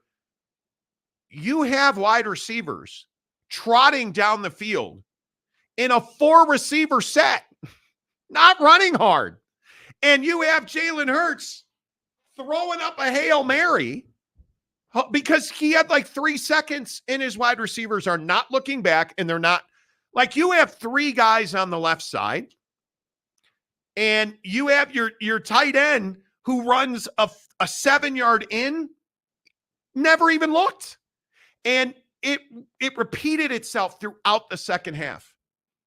That's not wanting to. That's bad schematics. That's bad coaching. That's bad adjustments. 0 second half adjustments out of Nick Sirianni in the offense. Mm-hmm. So you want to keep that guy. I'll never understand it. And I think when you look at the Philadelphia Eagles, that's an organization, if they don't fire Nick Sirianni, they are telling you they are fine being mediocre and they don't want to win. Because Nick Sirianni's not a winner, he's a loser. When you tank the second half of the season the way he did, and you lose the Super Bowl, and you lose your identity, and you pay your quarterback who immediately regressed, and your wide receivers who your GM has stocked you with more than enough talent to be the leading offense in the NFL. And not only are you not the leading offense, your offense is a big part of your problem. That's critical. And when your coordinators get other jobs and you sink, that tells you the head coach isn't the reason you went to the Super Bowl. Uh-huh. Nick Sirianni is a problem in Philadelphia. And if you can replace him with Bill Belichick, you do that today. You do that right now. Right now. Yeah. There's nothing to talk about. Yeah, and I think in Sirianni's case, it's more clean cut. in terms of firing him. Yeah, Like, I don't think it's even. I don't think it's even close. You are either going in the right direction or you are firing your head coach. And I agree with you. The Super Bowl appearance to me feels like a coordinator did a great job, not that Nick Sirianni was some prolific head coach. And now it feels like you're as far away from a Super Bowl as you've ever been. And that's really a shame when you consider the talent that's on that roster. And again, just flying under the radar right now. And I know you hate it. You don't buy in all the social media junk. Just take it at face value. We haven't heard word one, seen nothing out of A.J. Brown's camp about anything, which someone might say, hey, it's the offseason, no big deal. He's rehabbing, no drama. But I feel like it's, hey, this guy's not saying much. This guy's going to wait and see who the head coach is, and then this guy's either going to hold out or he's going to come back. Like, and then you have Fletcher Cox lighting up a reporter the other night, talking about, you're a clown, bro. Get out of my face, bro. Because he asked about Nick Sirianni's future with the team. Boom, out of here. I mean, this team is in disarray, an absolute mess. Stupid-ass question. And I think I look at all these coaches we're talking about, and I'm asking again, why is Antonio Pierce not under contract in Las Vegas? Because they don't want him. Yeah. He's out interviewing for other jobs. They're out interviewing other candidates. Mm-hmm. The Raiders have interviewed all of their Rooney Rule candidates. They can hire a coach anytime they want, yet they have not. So when there's a problem with the recipe. Philadelphia, the head coach is a problem. Arthur Smith in Atlanta was the problem. They fired his ass. Carolina, the head coach was a problem. They fired Frank Reich. How does the owner not know the head coach's name? I think he called him Frank Reich. Frank Reich. Anyway, you fired the head coach who was a problem. You look at Houston. Why is Houston a great story? Because DeMeco Ryans is a really good head coach right now. And I look at Dan Campbell in Detroit. And again, I continue to make the argument that the head coach is somebody that has to be a unifying force. Is Nick Sirianni unifying anybody? No. Is Mike McCarthy unifying people? And this is what I say. Like, I think he is. I think your head coach has to have a big personality. This was my thing with the Kalen DeBoer thing at Alabama. Kalen DeBoer is a damn good head coach. Is he a big enough personality for Bama? Just the same way, Nick Sirianni is a weird-ass dude that doesn't really have a huge personality or a dynamic, controlling, leadership style personality. What? This guy, Brett, who DMs me every single day, just sent me a DM on the old tweet machine and said, hey, I wanted to make sure you saw the ACC filed an amended complaint just like you said they would. You guys should talk about this on your show. It would make good content. Man, why didn't I think of that? Why didn't I? You know what, man? I'm slipping. Send the guy a link to join the show. He can take over for me. I mean, it should just be the Brett show, It's wild. The All right, show. Let's get your comments in here. Paulo gives us $5 today. Thank you, Paulo. He says, Sark is picking and getting whoever he wants. Go huck 'em, boy. Sark is doing a great job. Yeah, buddy's got that NIL money, bro. Big Blue Horses. Monty, you got the sources. Who are the Jazz trading? We'll talk about that coming up in 30 minutes. Who are the Jazz trading? Aaron Wilson, $2. Shout out to Big Daddy Magic. Prayers of healing. Big Daddy Magic, the heavyset one with the big gun with the sweet tongue. Thoughts and prayers, right? This is your beloved. Ismail Montoya for $5. Any update on Harbaugh to the Chargers? The Chargers are one interview away from their Rooney Rule compliance. And I think Jim Harbaugh, it's interesting. There is a belief around certain circles with Jim Harbaugh and the Chargers that they decided to take a few days. And I think it's because there's a process working. And I think Jim Harbaugh wants them to hire a GM before he agrees to be their coach. And I think that makes a lot of sense. I think Jim Harbaugh doesn't want to be the guy that has a conflict with his general manager because that's exactly what he had in San Francisco, and I don't think he wants to deal with that. And I think it's a very smart approach from Jim. And I think this process is going to play out right in front of everybody's eyes. If I'm Don Yee, who is Jim Harbaugh's NFL agent, I would have him interviewing for every job. And if he has not interviewed with the Raiders yet, I have no idea why he has not, because he should be. And I also think that Jim believes he has a chance if the Cowboys make a change with McCarthy. Mm-hmm. And Don Yee knows if the Cowboys are going to make a change. Well, and I think it doesn't behoove Jim to that end to rush. Jim's in no hurry here. Like, we all know that the NCAA is going to take another 10 years to levy the discipline against Michigan. So, Jim doesn't have to hurry on that front. Jim doesn't have to hurry on the Charger front. And he certainly doesn't have to hurry on the Cowboy front. There's no reason for Jim Harbaugh and his camp to move quickly here. None. You need to wait for the playing field to reveal itself. Is the Eagle job going to be open? The Cowboy job? You look around, and I'm just telling you guys, if you're Jim Harbaugh, if you're going to go to the league, and I believe he will, you want the absolute best situation you can get yourself into. Yes. And while initially the Charger job was the best situation and honestly made the most sense for both sides because Jim is a quarterback guru at his core, Jalen Hurts is a pretty capable quarterback. Now, he's not the cold-blooded passer that Justin Herbert is, but Jalen Hurts is a damn good quarterback. And if I'm Jim, yeah, I agree. From a business leverage perspective, yeah, I'd be interviewing with the Raiders with the intent to never take that job, right? Because they don't have a quarterback, really. You're going to have to figure that out there. And other positions have quarterbacks. It's like the Atlanta job. Why would Bill Belichick or Jim Harbaugh take the Atlanta job? Yeah. That doesn't make a lot of sense. That's tough for a coach of that. It's like, for my money anyway, Jim Harbaugh, if you're going to hire Jim Harbaugh, you better have a quarterback. Because that's what he does. So if you are the Los Angeles Chargers, who still should be in San Diego but rent space in the Rams stadium, and I know Charger fan, wear it out, bro. Show me your lightning bolt.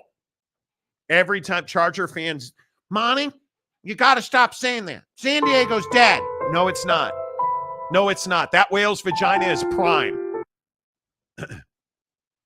My point is, Jim Harbaugh is a great fit with the LA Chargers. Yeah. Quarterback, defense. Because what is Jim Harbaugh going to do when he comes in and gets your head coaching job? Yeah. Well, he's going to make probably $10 to $12 million a year. He's going to have complete control and autonomy over the offensive roster. And he is immediately going to build that offensive line to help his quarterback develop. Everywhere he has been, you can go back and look at Staley in San Francisco or this unbelievable offensive line at Michigan. Everywhere he's been, he has had a core belief system, build an offensive line to support my quarterback. And everywhere he's been, with the exception of free Harbaugh at Michigan, he has had elite quarterback talent. And they've always been supported with an offensive line. And I think he has always had two really good wide receivers. That's his model. Well, and I think you make a good point about free Harbaugh, JJ McCarthy, right? He wasn't anything elite. I mean, he could get the job done, but what did Jim do? Jim said, okay, well, we can still work this into the mold that I like to use. We're going to work with the vacuum salesman, the greatest one our country's ever seen, and we're just going to run the football when we need to. Vacuum salesman. Right? Like that's what Jim did. Jim said, okay, free Harbaugh is not good enough. I got a guy right behind him that can run it right downhill and make it 2nd and 5 so JJ can go out and throw the football. That's all they did. That's it. It's not rocket science. Yeah. I think that if you hire Jim Harbaugh and if you hire Bill Belichick, I think he's only going to take a job where you have an elite quarterback like Dak Prescott. I don't think he's a candidate in Los Angeles. I truly do not. But I think you look at Atlanta, that's a tough position. They don't have a quarterback. I think you look at Dallas. Dallas has an immense amount of defensive talent. And again, I go to Philadelphia. If you are Bill Belichick and you are telling Philadelphia that you are in the market to be a head coach. Why would you not want the Philly job when they have an elite quarterback, an MVP caliber quarterback in Jalen Hurts, and you have, I think, some of the best defensive talent? Now, you have a lot of free agents there. You're probably going to have to fill a gap on the offensive line at a minimum. You are going to have to probably rebuild that secondary. You have age and salary issues back there. You also have a defensive line that I think is wildly talented. Dude, all the pieces are in place for Bill Belichick. He's got great talent on the outside. He's got a really good offensive line. You can't tell me Jason Kelce's retiring. And I was just talking to an NFL guy who said Jason Kelce's going to wait and see what they do with Nick Sirianni. And I think he should. He said on his show today, Jason Kelce said, I'll make the decision when it's time. He claims he did not tell anybody after the game that he was retiring. He said, I appreciate. And I think one of the things that he said, and a lot of people have said, the group that is in Philadelphia now has been poisoned. That group is going to change dramatically, which was going to happen because of cap and contract situations. That group in Philly now has been poisoned. And I think that old guard has to become new because guys like Brandon Graham and Fletcher Cox are not getting younger. I think Jason Kelce has one more year in him, and I think he wants to go back to the playoffs, and I think he wants to be on a team that can make a deep run. He's only going to play for Philadelphia. So I think he's going to wait. I just am curious. I am very curious what happens in Philly. Oh, and I think that's the beautiful thing about Philly, right? You're one of those franchises. Like Philly is not like Philly has this prestige that the Falcons or the Raiders don't necessarily have. And the Raiders, obviously heritage, you've done things like totally, but right now today, Philly's got this thing where it's like, hey, we just went to the Super Bowl and now we need to make some changes. And if we do that and we go out and get Bill, let's say, dude, our boys are going to come back and we just need to make some changes around. Like obviously Jalen, Jason Kelce, AJ Brown, assuming that recovery goes fine with his knee, which why wouldn't it? You know, like we have a setup here, but we need proper leadership. Can you imagine just putting this out there? Can you imagine if that Philly defense under Bill Belichick was as good as we know Bill Belichick defenses can be? Oh, and that gets Jalen Hurts, let's call it even 4 extra possessions a game. That would be wild. All right, let's get some of your comments in here. Really appreciate you guys being here. What do you think the Dallas Cowboys should do? My passionate opinion is if you are going to fire Mike McCarthy, I'm okay with that. That loss, I mean, they just did not look ready for that moment. CeeDee Lamb is the most frustrating wide receiver in the NFL for me. I mean, as you're well aware, I'm a Dak Prescott supporter. Uh-huh. CeeDee Lamb did him no favor. Dak was terrible in the first half. Who are we kidding? But you have a guy out there in CeeDee Lamb not catching the football and not running routes. I'm okay if you fire Mike McCarthy. You hire Jim Harbaugh and you are dead to me. Because that just makes no sense. You don't hire Jim Harbaugh when your guy's 36-15 and how many times did we hear Mike McCarthy doesn't even call the plays? Fire that fat ass. Okay, well, he fired Kellen Moore because your offense was mediocre. Cowboy fans got pissed about that. And then he took your offense to the next level, developed Dak Prescott, called the plays, and now you have one of the best offenses in football. And you're still going to fire him. Okay, I'm good with that. Yeah. But it better be Bill Belichick. And Jerry Jones, and we joked about this morning, Jerry Jones ain't that bro that's going to fire Mike McCarthy if he doesn't have a handshake deal in place with the hoodie. There's not a chance he's going to do that. No chance. No chance at all. Tanner Plummer, reports came out that Sirianni was meeting with ownership today. I heard it was tomorrow. This was the same type of meeting that Douglas P. was canned in 21. Dougie P. Well, and he should have been canned. So far, no updates. We'll see what happens. Jeff Woodworth, Wales Vagina Fathers is a good baseball team. Hey. Yeah, I'm not talking about that. I hear they go deep a lot. Dan does cats. I could play a lot of golf for 10 to 12 million. Go, Jim. So could I. So could I. Sean Rollins says sign Steeler guy. See, like Steeler, Steeler, like Mike Tomlin. Right. The Calford Axe. Let's go. Bill Belichick to the Cowboys would be I think, listen, if Jerry's going to drop dead tomorrow, let his last act be that you hired Bill Belichick. Yay!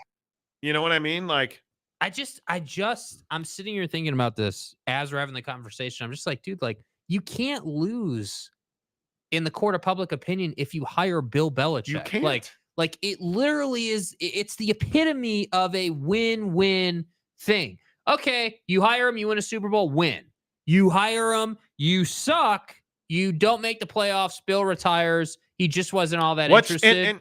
But what's changed? Jerry's had too much plastic surgery and Botox. He's killing skeeters, and he puts too much salt on his McRiddles, and the Cowboys don't win. What's the difference between that and today? Nothing. Just saying. You hired the best available coach to replace who would become the best available coach. So are we talking about the Cowboys situation or the Philly situation? Because it looks the same to me. Jake, can you read this one? Because I can't say it out loud. What does it say? JJ equals bus driver. Thank you. I can't say those two letters back to back. Okay. Free Harbaugh. Right. Free Harbaugh. Yeah. And Mike Smith is one of our best, so I'm going to read his comment, but I won't say those words. James, the unofficial mayor of Cowboy Country, who now has Jake's cell phone number. I think the Chargers should move back to San Diego. Oh, God. Fuck me. Once a show, James says something that is just so spectacularly... I don't want to say uninformed.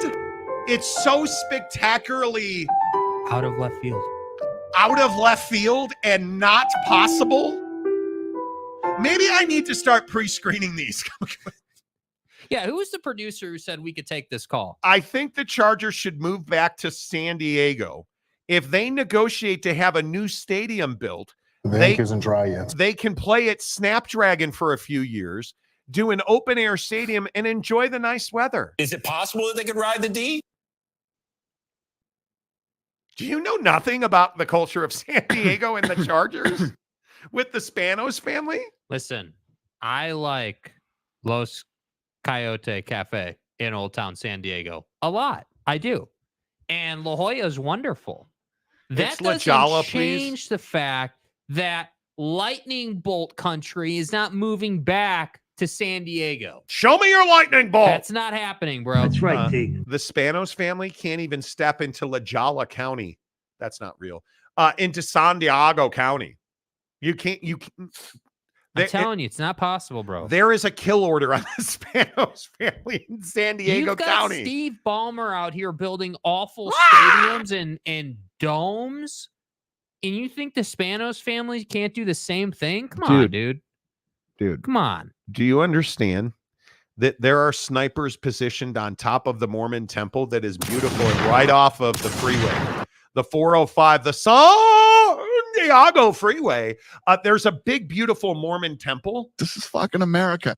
And I could be wrong about this. Jake has confirmed it to me through his sources at the White Salamander Foundation. Yes. Joseph Smith himself is up on top of that temple with a sniper rifle, and he is waiting for Dean.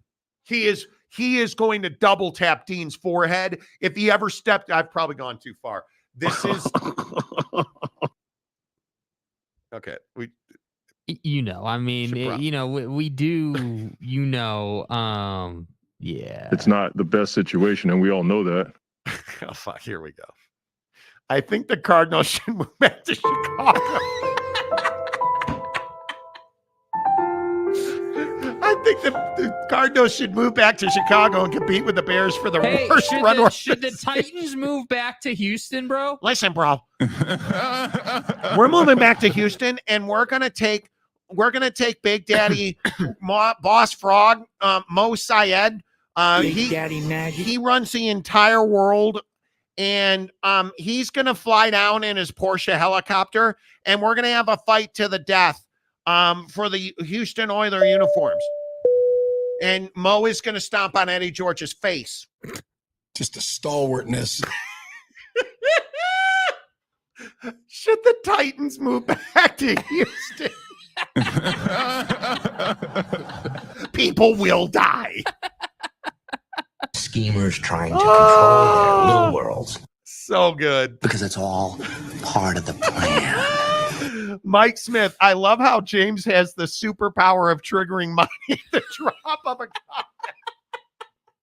Like, where do you come up with this shit? Hi, right? this is James. Welcome I back. love that the reaction is instant. You pull up the comment and it's immediately, oh, F, here we go. Like, dude, you haven't even read the comment. Because all you have to see is, hey, Monty, over here at Buc-ee's, we're getting barbecue sandwiches. We're talking about the Chargers moving back to La Jolla. And I'm just thinking, stop thinking, bro. Pause. Stop thinking and stop eating at Buc-ee's. Stop it. God damn it. Fucking A. Oh. James Carruthers, Chargers back to San Diego sounds good to me. It's the fucking vernal equinox. Oh my God. Tanner Plummer. Los Coyotes Cafe. I could use some of that right now. Those handmade tortillas. Fat Jesus, the most prolific author on the. Go get his book up there, Jake. Go run and get that real quick. Fat. Jerry Jones won't fire anyone if that's not what everyone is telling him to do. Only Jerry knows how to run a team. I mean, wow, your face is huge. There's our guy's book. You guys go get it. Stop moving so they can back up. There you go. It's on Amazon. Where's Joe Biden by Frank Stevens. Go and get it. Support our guy, Fat Yeezus. And I would also point out, yes, there you go. Stop right there. Do you see where it says computer casuals? That's the Monty Show broadcasting live in Fat Jesus' book. You know, go hook it up, man. Go get it. Go get our guy, Fat Jesus, on the old Amazon book machine. Now we're getting, okay, you guys. Now, hey, man, here's what we're getting. The Dodgers should move back to Brooklyn. I want to live in a van down by the river. Oh, what the hell, Bishop Monty? Exactly right. Yeah. Tanner Plummer. Yeah, a group of people organized by Joey Smith called the I know what time it is. The Knights will snipe anyone from the Mormon temple who's on the freeway. I've seen it myself. And it's amazing. If you try to go up on the roof, they have these killer attack white salamanders guarding the door.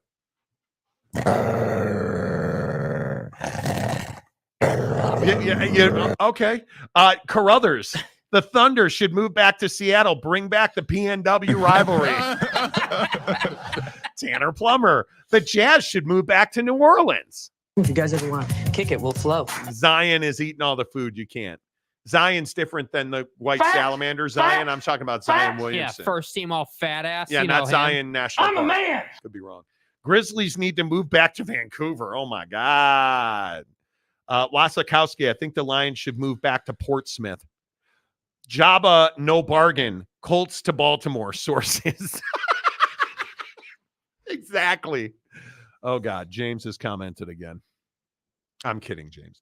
Okay, where if the Chargers built a stadium south of L.A., halfway between L.A. and San Diego around Laguna Beach? It's called Anaheim. It's called Anaheim. I didn't know that place still existed. Anaheim. Maybe you've heard of Disneyland. The Big A in Anaheim. Wow, hey, Monty, I have a video during the construction there. That stadium's amazing. Hi, this is James. Welcome back. Around Laguna Beach, just trying to think outside the box. 60K I'm giving stadium. you a fucking answer. Open air. James, the NFL approved 2 teams in Los Angeles. They're not fucking leaving.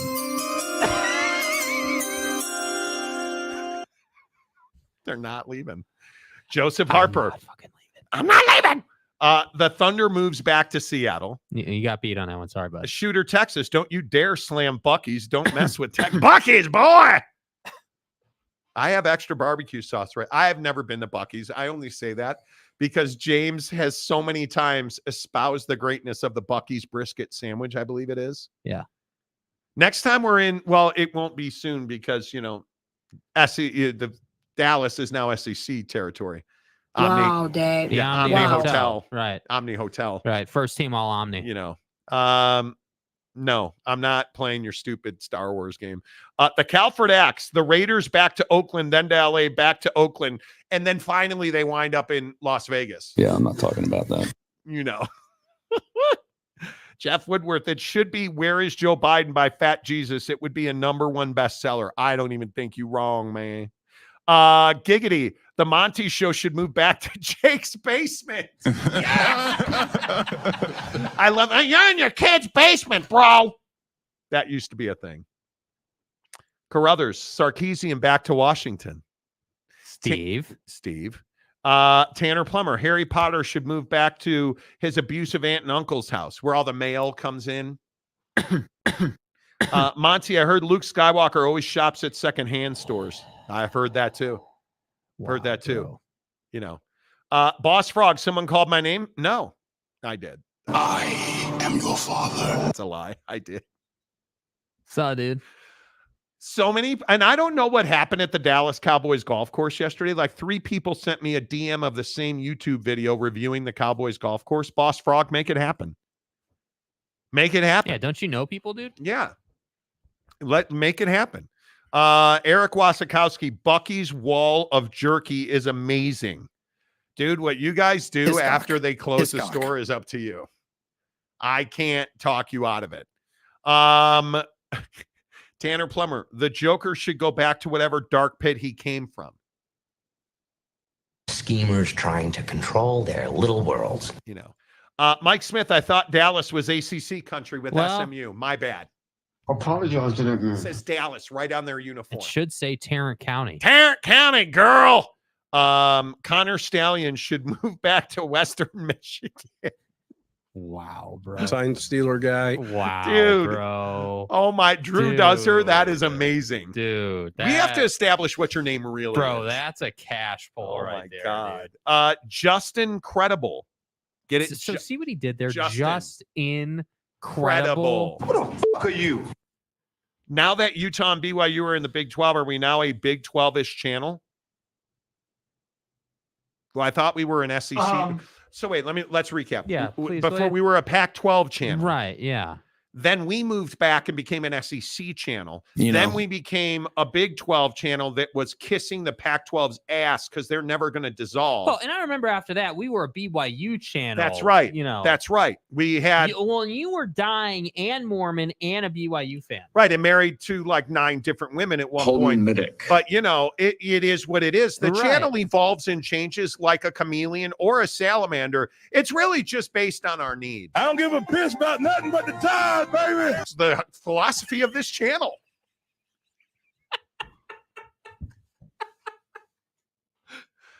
Oh, wow.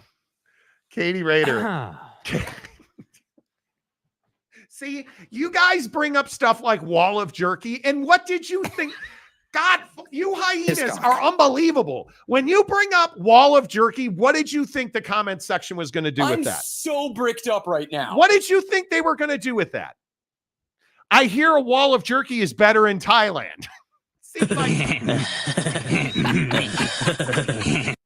Maybe we should ask Bob Kraft about Thailand. Gumby fresh out. The Pilgrim should go back to England. Well, Drew Dozer, like bulldozer. I know it's dude. It's a joke, Drew right? does Drew does her. It's a joke. Okay? D's nuts, right? You know what With all due respect, my nickname when I used to pour concrete.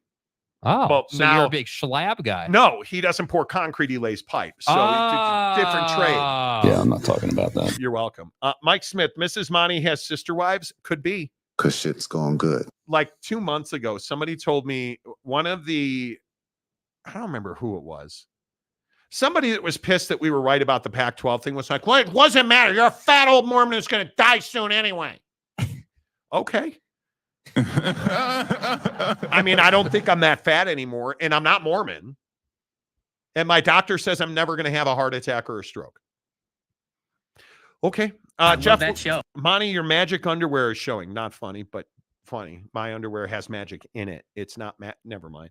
Monty, SMU is playing BYU September 21st in Dallas. Come visit Texas. We might do that. Richard Tracy, Florida should move back to Spain. See what he did there for back to Spain. You don't make California jokes. Whoa, bros. I'm not attacking you. I'm a UCF fan. Nobody said you were attacking me. So I don't know how to shave either. Oh God. 2 days in a so I actually, unlike some people with their pube lip, I actually grow hair on my face. And I like was shaving. I don't know why I'm going to bring this up, but I don't use shaving cream, which is why I have this beautiful complexion, right? No. I have perfect skin, admittedly. Knock on wood, no herpes. I have beautiful skin. Okay, it's Wednesday. What do you want from me? Oh, yeah, it's hump day, man. Oh, let's hump. I have perfect skin. I'm very fortunate. So I don't use shaving cream. And I have this little spot under my nose. And I'm always like, don't shave there, use the trimmer. Ding, shave there, rip skin off, bleed all over yourself. 2 days in a row. 2 days in a row. Not ideal, bro. Idiot. You don't get jerky at Buc-ee's. You get a brisket sandwich and some beaver nuggets. Wait, I'm just kidding. Are the beaver nuggets at Buc-ee's that different than the beef you get at Arby's? Just I don't kidding. really get it. Just kind of asking. Arizona should go back to daylight savings time. Exactly. Well, you know. Carruthers, the Monty Show, lovers and haters of BYU, Utah, Big 12, and the Pac-12. Don't forget the SEC. BYU going to dominate. Oh, God, Tanner, here we go. James? Take notes. BYU going to dominate Texas Tech this Saturday. Mark it down. Okay. Hey, man, whatever you say. Eric Wasikowski, y'all nasty. I was asking for a friend. God. Drew Dozer, because he used to pour concrete. The Beavis and Butthead soundbite is the GOAT. It is. Be careful of the tacos in Thailand. Sometimes you get hot dogs. Why? Why, dude? Why do you have to do this, bro? Why? Hiscock. Why? You can't say beaver on YouTube. I've heard that. Well, no, you can't put like 100 emojis and like 50 comments and expect not to get put in timeout. Just incredible. You are, sir. Y'all are funny and report good news. I have no issue with y'all. Can we just be friends? Dude, No, bro, never. Bro, when your name is just incredible, what are we supposed to do? Like, you put us in a tough position. Is that different than Uncrustables? Yeah, I mean, like you got to explain yourself here. You there's no way, no how that your parents were like, all right, Justin, but then what's the last name? Yeah, let's go with Credible. I don't believe that's your real name, bro. Breaking news. Caleb Downs is officially listed in the NCAA transfer portal. Chargers interviewed Colts assistant general. Holy shit. Did you guys hear about Jim Irsay? Did you guys hear about this today? Wait, Chargers interviewed Colts assistant general manager Ed Dodds today for their vacant general manager job. I'm telling you, Jimmy's smart. He wants them to have a GM first. That's what I would say. And Ed Dodds is a good one. Did you guys hear about Jim Irsay today? Jim Irsay found unconscious, barely breathing, cold to the touch at his house on December 8th. Drug overdose. Not dead. Jim Irsay very much alive. Jim Irsay found unconscious, barely breathing, cold to the touch, according to ESPN, from a drug overdose at his home on December 8th. But isn't he 63 years old? That guy that's cocaine is a hell of a unbelievable. drug. That is unbelievable. Did I mention he's a billionaire white guy that owns an NFL franchise? And does whatever the hell he wants, which is why he was found unconscious, cold to the touch, and barely breathing. Wild to me. It's wild to me that you have a guy in Jim Irsay who somehow, some way has not died from a drug overdose, even though by some accounts he has been and I don't even know how you explain it. Like, they had to give him Narcan.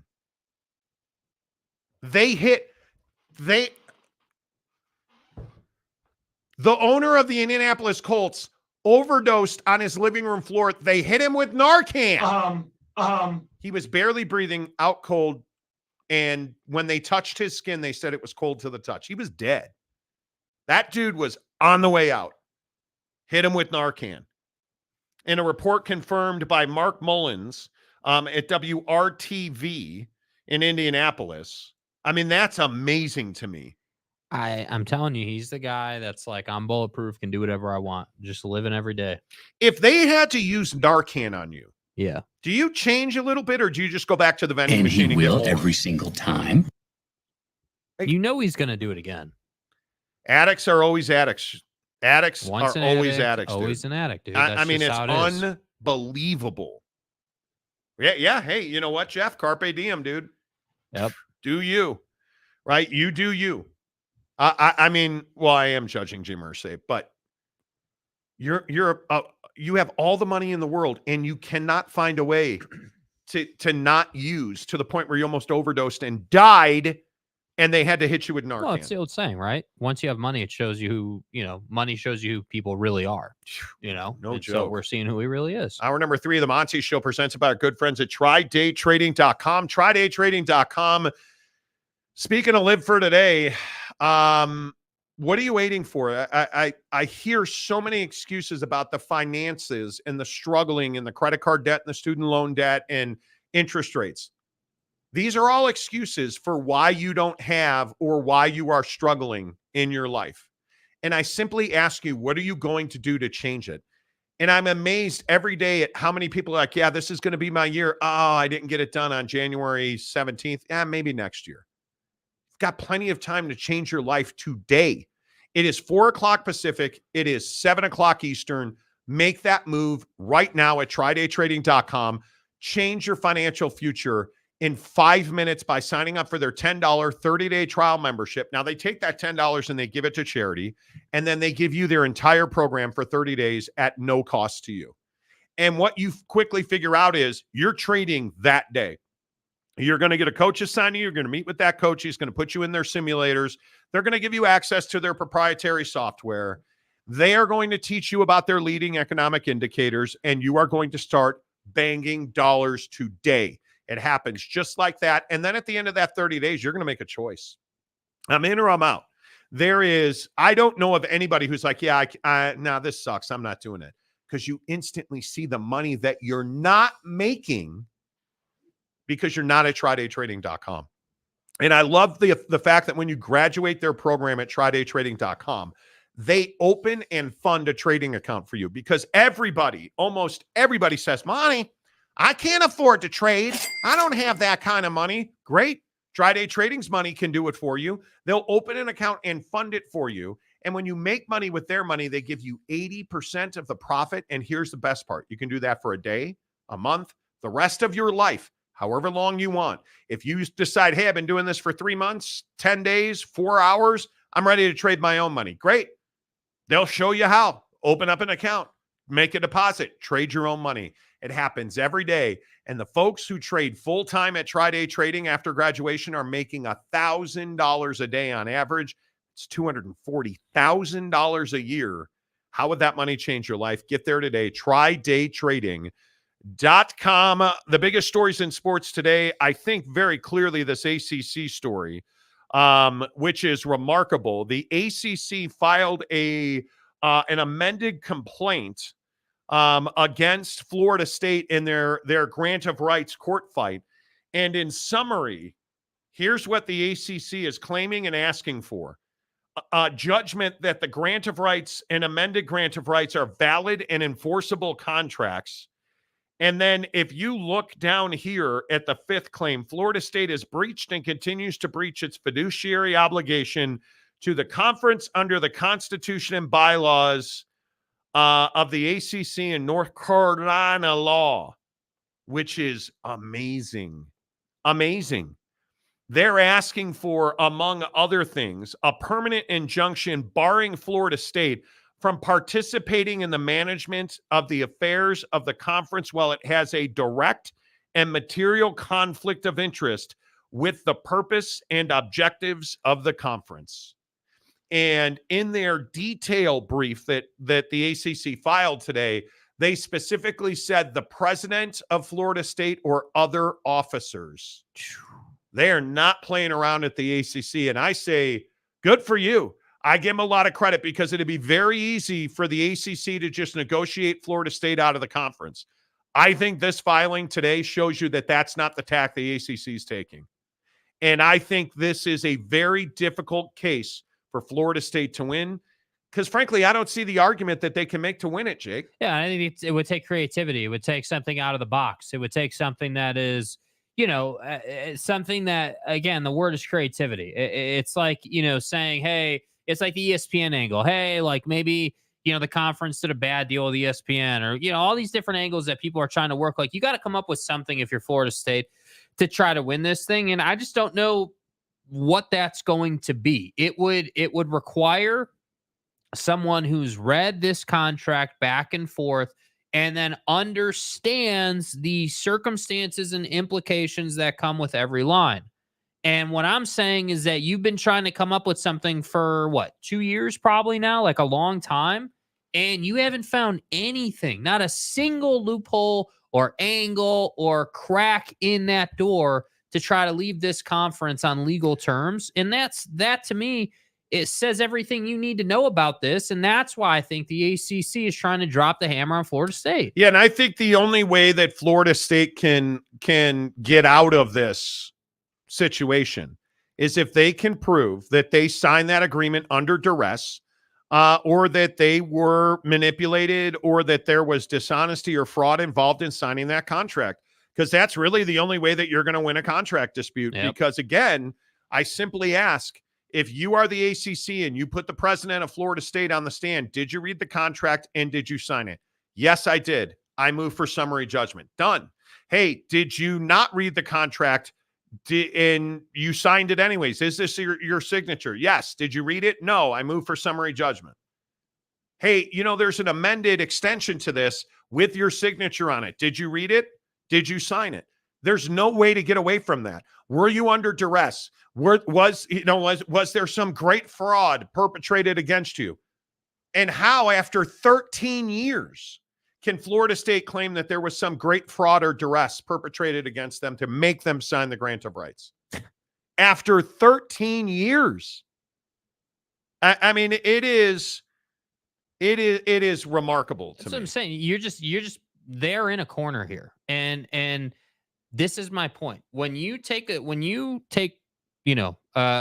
member institution in this case, and you put them in a situation where they truly are in a corner here. They have nowhere to go, whether it's the 13-year part or the fact that you signed the grant of rights twice, or the fact that, there's not really a tangible argument to put together here. Like, they are backed into a corner. So what do you expect Florida State to do? Well, they're going to huff and puff their chest. They're going to make a bunch of noise about, the college football playoff or revenues, or, it was SMU at one point they were complaining about. Like, cool, man, we understand what you're trying to do here. But the facts of the case are, and I think the thing that was made very clear today and all this stuff that Pete Thamel reported, the confidentiality portion of this is the last thing in the nail in the coffin, in my opinion. It is, dude, you broke a confidentiality agreement with all this stuff you said and with your actions, and that's basically going to end your case here. That's what you can't get over. That's the most difficult part. And I think it is very clear that Florida State doesn't have a leg to stand on, in my opinion. I don't even know how they begin to fight this. By the way, if you do what Michigan did, if you're Florida State, if if the court date is 70 minutes away and you pull the filing or pull this case or whatever, then the reputation hit you would take would be incredible. And at this point, after you've seen what the ACC has brought up against you today or filed today, is that not your only play? What are you going to do? Show up in court and get slapped around? Yeah, and I think that's their intention. And they've essentially said they know they can't win the case. They're going to fight anyway. Ron DeSantis, the governor of Florida, said he's going to burn $1 million trying to fight the college football playoff. Where's that gone? I mean, they just don't. Florida State, for the level of education and the esteem that that institution holds educationally. It's nothing different than Michigan. You're just so poorly administered. I don't understand.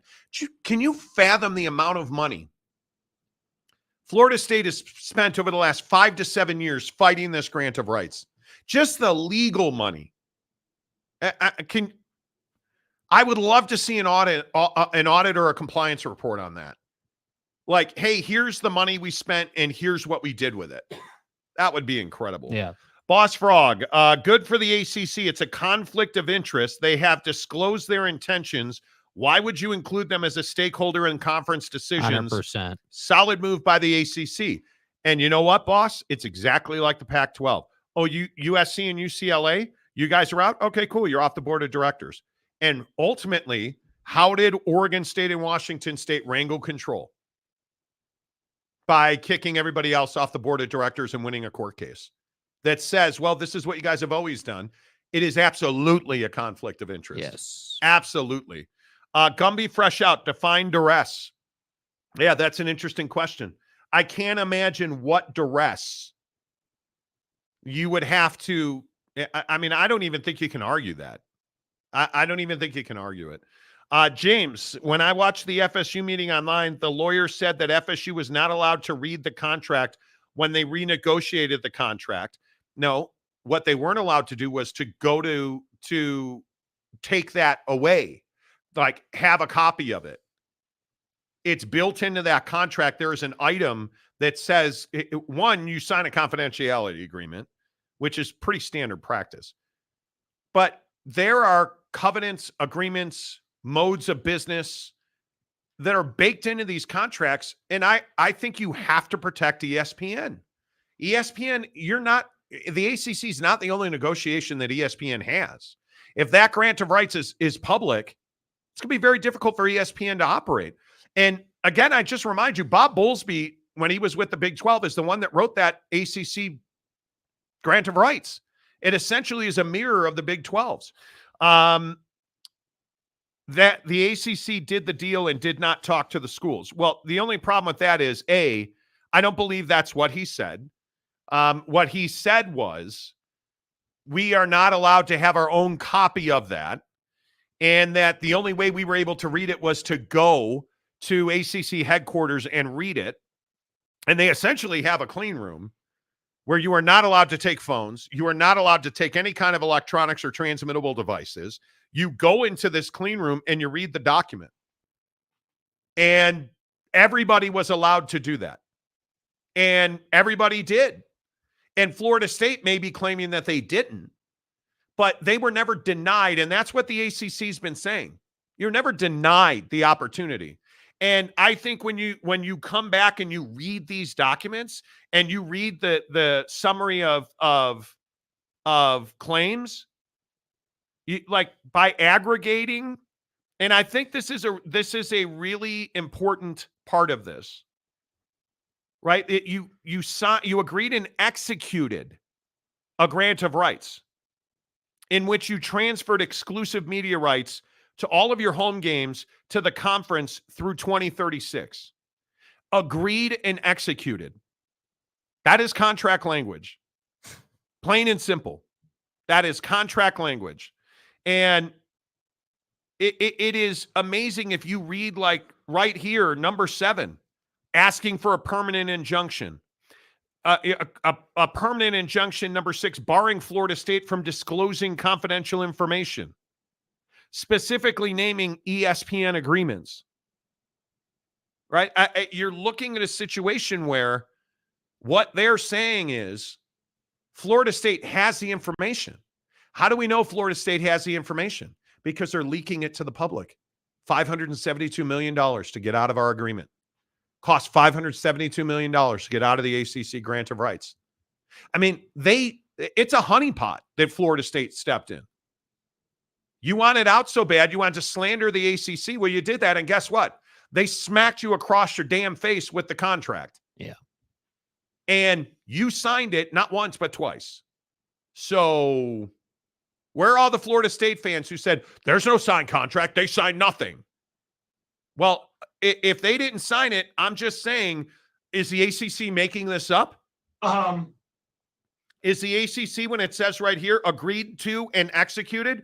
And what that means, just so that we're clear, because it says in 2013, the second line in this summary of claims, 2013, 2016, Florida State, along with every other member of the ACC, agreed to and executed a grant of rights. What does agreed to and executed mean? I'm going to read this. Okay, I agree to that. Let me sign my name on the line. That makes it a contract.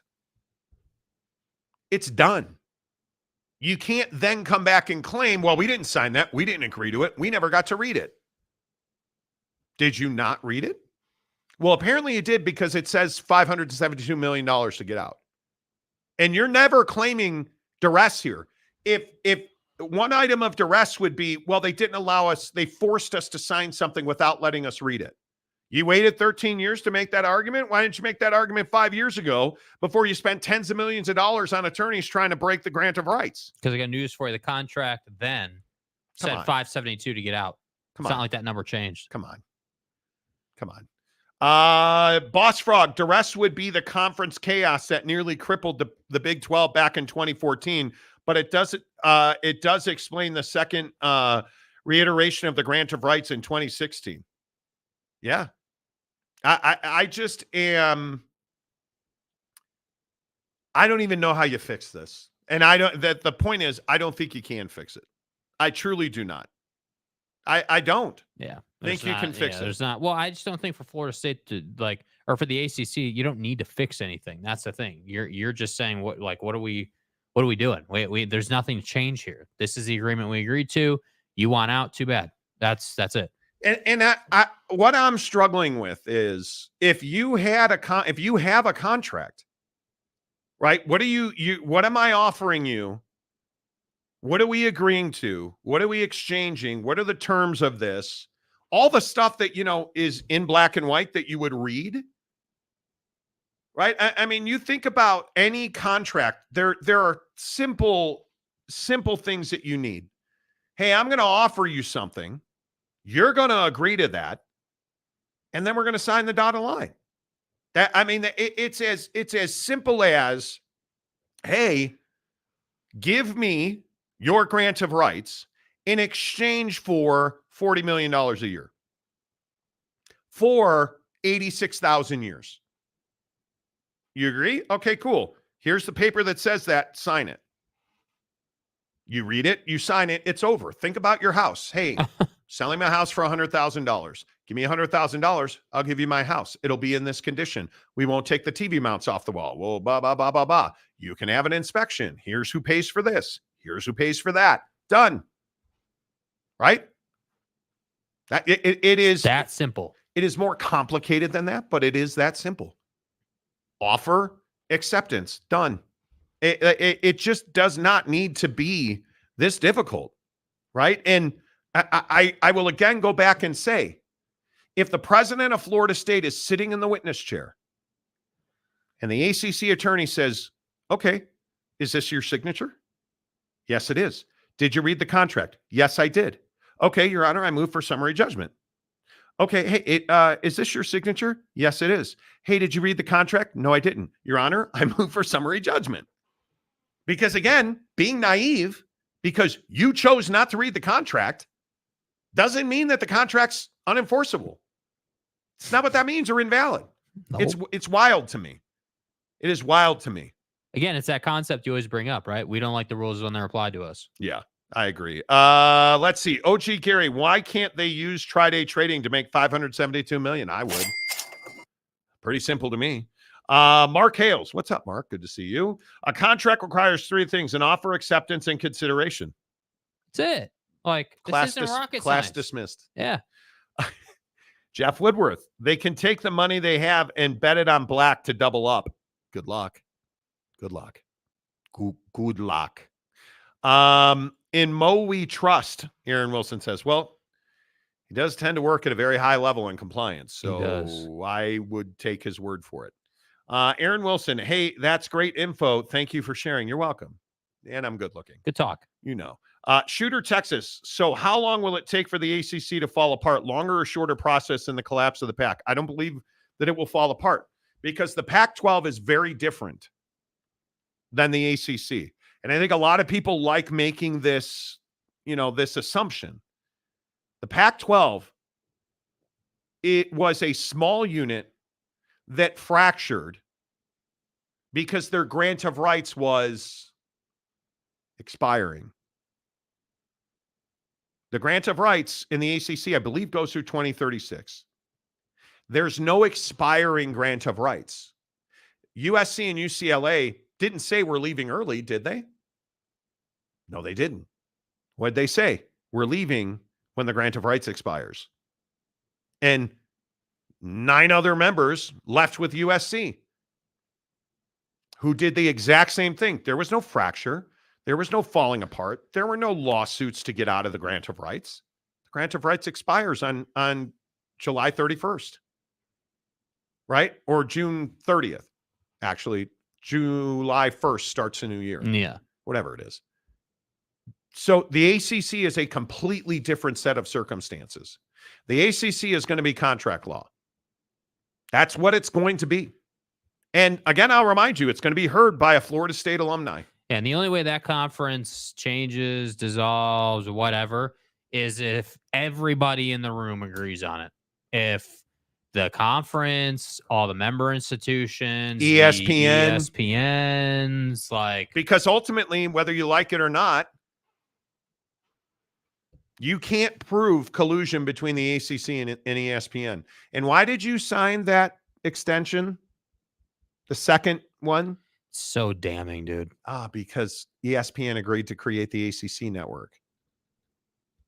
Why did you not want Calford and SMU to come in? Oh, because then you had to have more votes to break the grant of rights. Oh, and if you did somehow get out of the conference, now the conference can actually live on without you, which is exactly why Florida State didn't want him. There's no way to spin this if you're Florida State. There just isn't. Oh. Mark Hales, failing to read a contract is not grounds to get out of it. Exactly right. Boss Frog, Shooter, that's up to ESPN. They have the option to continue with the current grant of rights through 2036. It is. Correct. Aaron Wilson, I'd love to see more guests on the show. Yeah, dude, we try. It's not easy. We don't do writers. We don't generally do hey, here's columnists from the Poughkeepsie Times. That's not how we do it. You'll see Will Howard again. We're working on KJ Jefferson and many others. So we generally only do athletes and principals. So I read that one. James says, if I were the ACC, I would let Florida State go in 2031 when the Big 12 grant of rights is up and grab UCF. But why would UCF leave the Big 12, and why would the Big 12 want UCF to go? Yeah. What do you do with you just leave and the other thing I would question is, why would UCF want to go to a damaged ACC? In 2031, the landscape is going to be completely different. Completely different. I mean, it is going to be completely different. Yeah. Shooter, Texas, if you need more guests, just let me know. I'm available. Carruthers says, get Feinbaum on the show. OG Gary, I swear, Your Honor, I didn't know I signed it. Gumby says he's available for guest spots. Jeff Woodworth, Disney wants UFC, not UCF. Exactly. They want. Well, that's the issue, isn't it? We're going to armbar Jordan Travis. Right. Tanner Plummer, technically, aren't we all guests on the show? Graham, you are. Let's see. Put Mo on the show as a guest. Boston Mapes, Connor Stallions as a guest. I DM'd him and asked him to come on. He hasn't answered. Although Steeler guy. He is doing, what is that Cameo. service? Cameos. He is doing cameos, which if you want to pay me $25, I'll send you a video as well. Yeah, dude, we're open for business. You know, it is what it is. All right. Do we have time to do NBA? I don't know. Do we? I mean, I could go right to Costco. What about this Knicks situation? Bro, you mean what about this Dolan situation? Jimmy. Now, listen, I am neither a billionaire or an owner of the Knicks. And I am not a musician who has a band that I travel with, such as in like James Dolan. Right. And when I travel with my band, I hire a masseuse. And allegedly, we go hang out with Harvey Weinstein. We're like 2 minutes away from an Epstein bomb happening. And when I'm done with my massage, allegedly, I'm going to ask a young lady to have sex with me, whether she wants to or not. And then when I'm done with that, I'm going to leave her alone in a room with Harvey Weinstein. Who wants to guess how that turned out? Dude. A former masseuse employed by James Dolan is claiming that while he was on tour with his band in California, that she exposed him, or Jimmy Dolan exposed her to Harvey Weinstein, who then sexually attacked her. And that through the course of their relationship, James Dolan sexually assaulted her. And she has filed this all in court. And now it's going to get ugly. Because, and I could be wrong about this, but how is Jimmy Dolan, who is very close friends, admittedly, with Harvey Weinstein, how is he any better than Dan Snyder? I mean, I think this is a question that's got to be asked. One pimped his cheerleaders, and now apparently another exposed his massage therapist to Harvey Weinstein. Like, how is this any different? Kelly Croft, a 27-year-old working as a private massage therapist for late Eagles band member Glenn Frey on tour in 2013, claims in a suit she was manipulated into sexual acts with Dolan, who at the time was 58, who was also on tour as a member of the opening band JD and the Straight Shot. Dolan flew Croft to Los Angeles after the tour for what she believed to be a continuation of her work as a masseuse for the Eagles, but was instead an instance of Dolan, quote, unlawfully trafficking her for his own sexual gratification. The lawsuit filed in open court says. On that trip, Croft claims Dolan arranged for her to meet, quote, his close friend, Harvey Weinstein, in her hotel. And Weinstein then forced himself upon her until a phone call from Dolan to the room interrupted the encounter. Upon hearing Dolan on the phone, Weinstein allegedly told Croft, well, you know, Jim and I are best friends. He's going to be very disappointed that you led me on. The lawsuit, which was filed in Los Angeles Federal District Court and seeks unspecified monetary damages, names Dolan, Weinstein, JD and the Straight Shot, the Azoff Company, and Azoff MSG Entertainment, companies of music manager Irving Azoff, all as defendants. Yowzer. Now, I know you're going to find this shocking. James Dolan and Harvey Weinstein both vehemently deny it. What do you do if you're the NBA, Jake? Exactly what Adam Silver did. Hey, we have no comment. We need to learn more about the situation. That's what I would do, because at this point, you see, again, if you're the NBA, these are very, like, extremely dangerous situations in terms of how the league looks to the public. If you act on this quickly, and let's not that they will, I'm not saying they will, but let's say that Adam Silver levied discipline against Dolan through the Knicks, let's say, or the NHL did the same thing through the Rangers. Yeah. That's a bad look if you discipline him before this whole thing has played itself out. So what do? You wait. You have to wait and see what happens. Once this case is closed, once it's finalized, then you can operate and act. And the real question is, because my opinion is this will get settled, because if I'm Dolan, I'm settling this. I don't want anything to do with this, honestly. If he settles, in other words, if he pays her hush money, what do you do if you're the NBA and the NHL? Oh. That's the difficult one because technically he's not guilty from like a legal standpoint, but he's admitted guilt through his actions of paying her off. So that's why I say it's a very slippery slope. Very difficult. I don't know enough about, just off the top of my head, I don't know enough about the agreement you sign when you take over an NBA franchise or even an NHL franchise for that matter. I don't know what that looks like in terms of discipline, and we don't really see too much discipline from league to owner. So the question really is, how do the owners in these leagues view Jimmy? Do they like him? Are they indifferent? Do they not like him? Like, that's really where it comes down, because ultimately it's just like what we always talk about with Roger Goodell. Adam Silver works for the owners, bro. So if the owners want nothing done about this and he pays her off, nothing's probably going to be done about it. And that's not on Adam Silver. That's on the owners, because Adam doesn't really have a choice. Oh, this is bad. And I think that the hard part here is that you have a guy in Jimmy Dolan that has a history of allegations of sexual misconduct. Mm-hmm. Whether that was the Isaiah Thomas situation, where there was a major scandal surrounding that. You look at this. I mean, this involves Harvey Weinstein, and the NBA does not want to be connected with Harvey Weinstein in any way, shape, or form. Nope. I mean, I think it is Facial recognition. It is ugly. Oh, come on, Kurt. Does Kraft need to sell the Pats?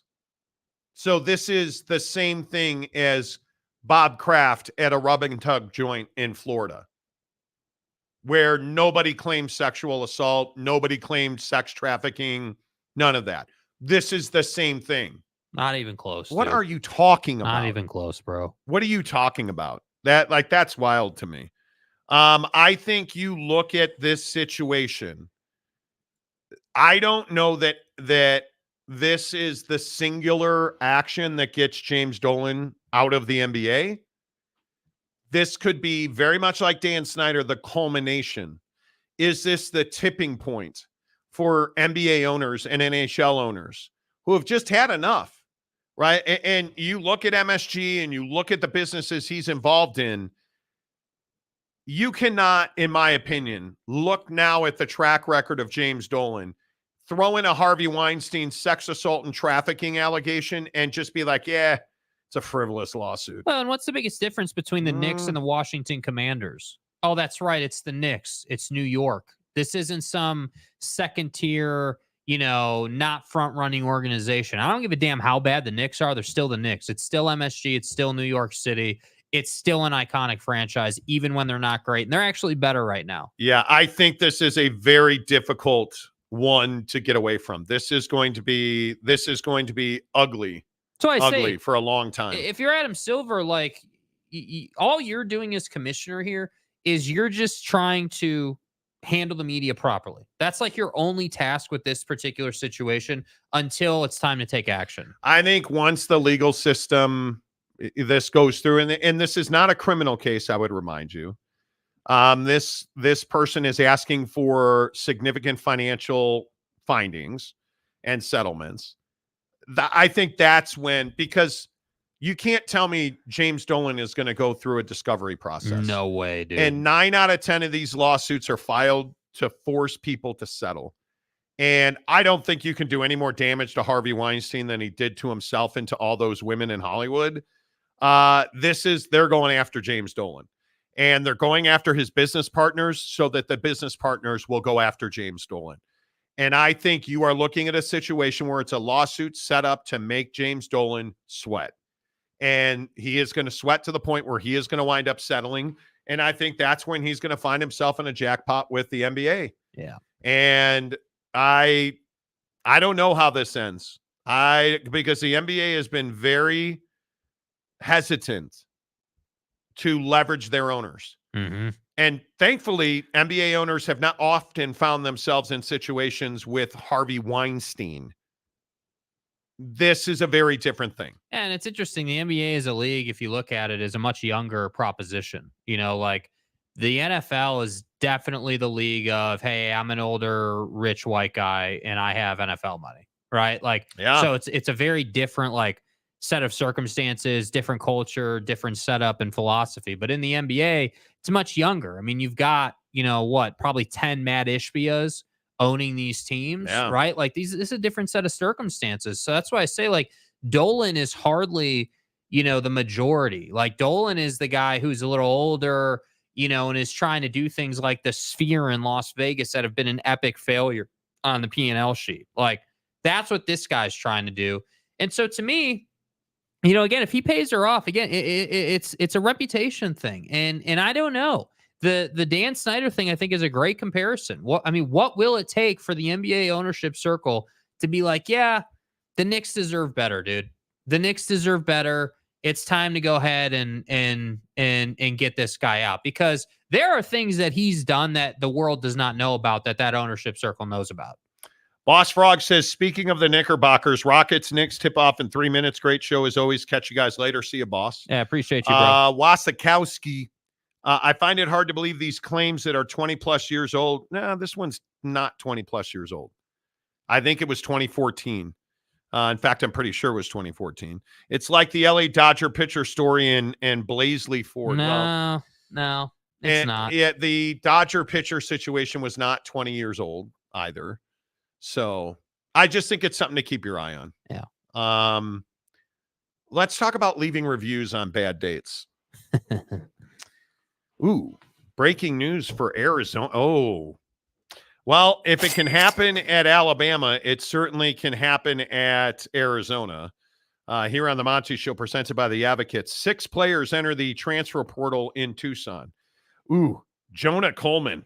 Ouch. That's your running back. 871 yards and 5 scores. Ephesians Prysock, 61 tackles and a pick. Dorian Thomas, Killian Burnett, ESPN 300 quarterback. Oh, wow. Damon Williams. Like, I think he signed there 3 weeks ago. I'm not even joking. Yeah, it looked different 3 weeks ago. Ooh. Jordan Shaw as well. Jordan Shaw just transferred to Arizona. Audric Harris, who just signed in December, back in the portal. And Raymond Pulido, who's a 2023 recruit. All are in the portal. Oh, wow. Yeah, I think you knew that as soon as you couldn't get a P5 coach to interview for the Arizona job, you were going to lose. Pack this thing up. We're out of here. What a crazy day in the portal. Yeah. What a crazy day in the portal. Crazy, crazy day in the portal. All right, let's talk about leaving reviews for your date before we get out of here. So you go on a date. Yeah.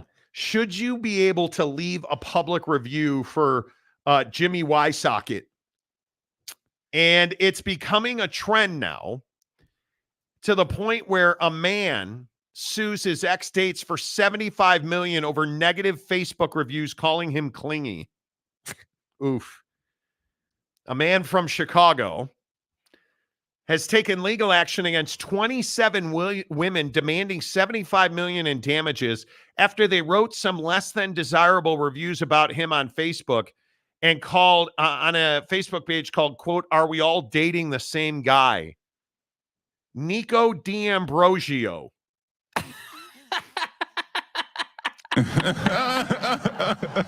32 claims these women have harmed his reputation by posting negative comments about him on a private Facebook group, which has become a space where women can critique their dates, wonder out loud if their boyfriends are cheating, and simply talk about their bad dates.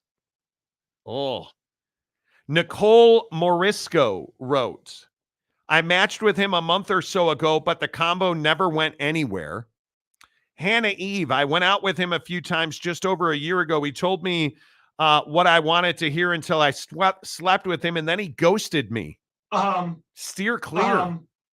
We met organically in Chicago 2.5 months ago. Very clingy, very fast, flaunted money very awkwardly, and kept talking about how I don't want to see his bad side. Especially when he was on a business call. He came to see me yesterday, and I explained how I didn't really want to stay the night. I just wanted to spend the day together. And this was his response. Oh, and it's ugly. Oh, bro, dude. After I blocked his number, he texted me on another one, which is the other text screenshot. And she goes on to post these screenshots. Should women be able to do this? Does this guy have a case? Well, look, I mean, yeah, he's got a case, but I think women should be able to do this. Like, you do? Yeah, I mean, it's Facebook, dude. Like what? I mean, it's not like you have a business and they're costing you millions of dollars, right? Like, you're doing this. Yeah. Like, this is a difficult one because I feel like he's playing the game. Respectfully, man, you're playing the game. Yep. You've got, so by this account, allegedly, because we always like to say that, allegedly, you've got a burner in addition to your regular number that you use so you don't confuse all the women that you're dating. And allegedly, you're just trying to get some. So, okay, cool. That doesn't really make you any different than any other guy out on the planet, right? We all hear the stories. So, yeah, that's why I say I think they should be able to do this. It's not like you got to go and find this Facebook page. Like, it's a community Facebook page that was started because of what you did. Yeah. Like, I don't have any problem with it. I don't have any problem with it. If you're a D-bag, you treat women poorly and you flaunt money and you threaten them, other women should know that you've done that. Yes. If the allegations are not true, okay, that's one thing. Right? This is the small penis lawsuits we've all heard about. But it sounds like there are multiple allegations of the same stuff. Yes. Yes. So I have a hard time believing that you have a case. And maybe Nico D'Ambrosio wouldn't be doing this if he knew he was going to be held accountable. So just saying. How much does dating suck right now? Oh, it's terrible. It's brutal. Yeah. I mean, it feels horrendously bad. Yeah, it's terrible. This feels terrible. Yeah. Terrible. Like it feels like something where it's just, is it even worth the effort? It just doesn't feel like it's worth the effort anymore. And we have so many people around us that are on dating apps. Like, we talk about this with people in our office all the time. Yeah. People on dating apps, and this guy's a dick, and this girl's terrible, and she just wanted a free meal. That guy's definitely a douche. Yeah, I mean, it's not great, man. I mean, it's no longer just a thing of like, oh, well, yeah, we got a drink at the bar and, we just didn't really flow. And that was kind of that, like, it's fun, but we didn't really, it's not, substantive. Yeah. It's not like that anymore, dude. It's not. No, it's not at all. And I think it is, I think it's very interesting to me anyway, that you have a situation where people can say anything they want about you, and you can't prove it. You can't disprove it. I just don't know how you fix it. I really don't know how you fix it. I would love to see like society reinvent itself. That's not the way it works. Yeah. Now it's too easy to date on apps. And I think it is very much a situation where you're not going to fix this, in my opinion. Nope. I think this stuff where we're out here, and now it's out here forever, because you're never getting rid of the Eric D'Ambrosio is now always going to be the asshole who flaunts his money and ghosts you after you have sex with him. Yes. That's what this Where's is. the Italian? Because now it's all out here in these news articles because he filed a lawsuit. And I don't know, maybe he becomes famous for it. Maybe. Yes, Gary, social media ruined both sides. Yes, it did. I think social media is just so bad. Media. It's so bad, in my opinion. Like it is. It's brutal, bro. It's wild to me. Monty owes a ribeye. We better make sure there isn't a Facebook group trashing guys who break up over text. Well, that's too late. Facial recognition. James, single guys, if you want a good woman, find a lady who likes sports and can cook. I just got married in October and my wife is amazing. She texts me updates on games if I'm at work. James, is it true you bought her a dustpan for Christmas? Is that redefining the term "stay hard"? Dude, stay hard. I would not use this as advice. Like, who likes sports and can cook. Yeah. What about is, smart and intelligent and can have conversations and is athletic and outgoing like, hey, if you're somebody who golfs, will golf with you and likes to travel and who will go to museums and draw with you and who likes sports and can cook. That's awesome. That is awesome. That is wow, that's amazing. Let's see. Jeff Woodworth, this is nowhere near as bad as when guys post nudes of their exes online for revenge. Agreed. Yeah, and that's called a felony. Can't do that. Cannot do that. Mapes, there's something very nice about having a very small profile online. Indeed. I don't know anything about Big that. Blue Horse says, Monty, that's cold, bro. Ask a question. I just don't know that cooking and sports fandom should be okay, the cooking thing, I just don't. Vacuums are my thing. Kurt Myers, you guys are cold today. How am I cold today? Let's see. Ribeye says, I think he got her a vacuum from a salesman in Michigan. I heard that. Cowboys are keeping Mike McCarthy. There you go. According to Adam Schefter. Scheftinator, a Schefter bomb. Dallas is not making a head coaching change, and the Cowboys head coach Mike McCarthy is returning for the 2024 season. Yeah, I'm not talking about that. Deserved it.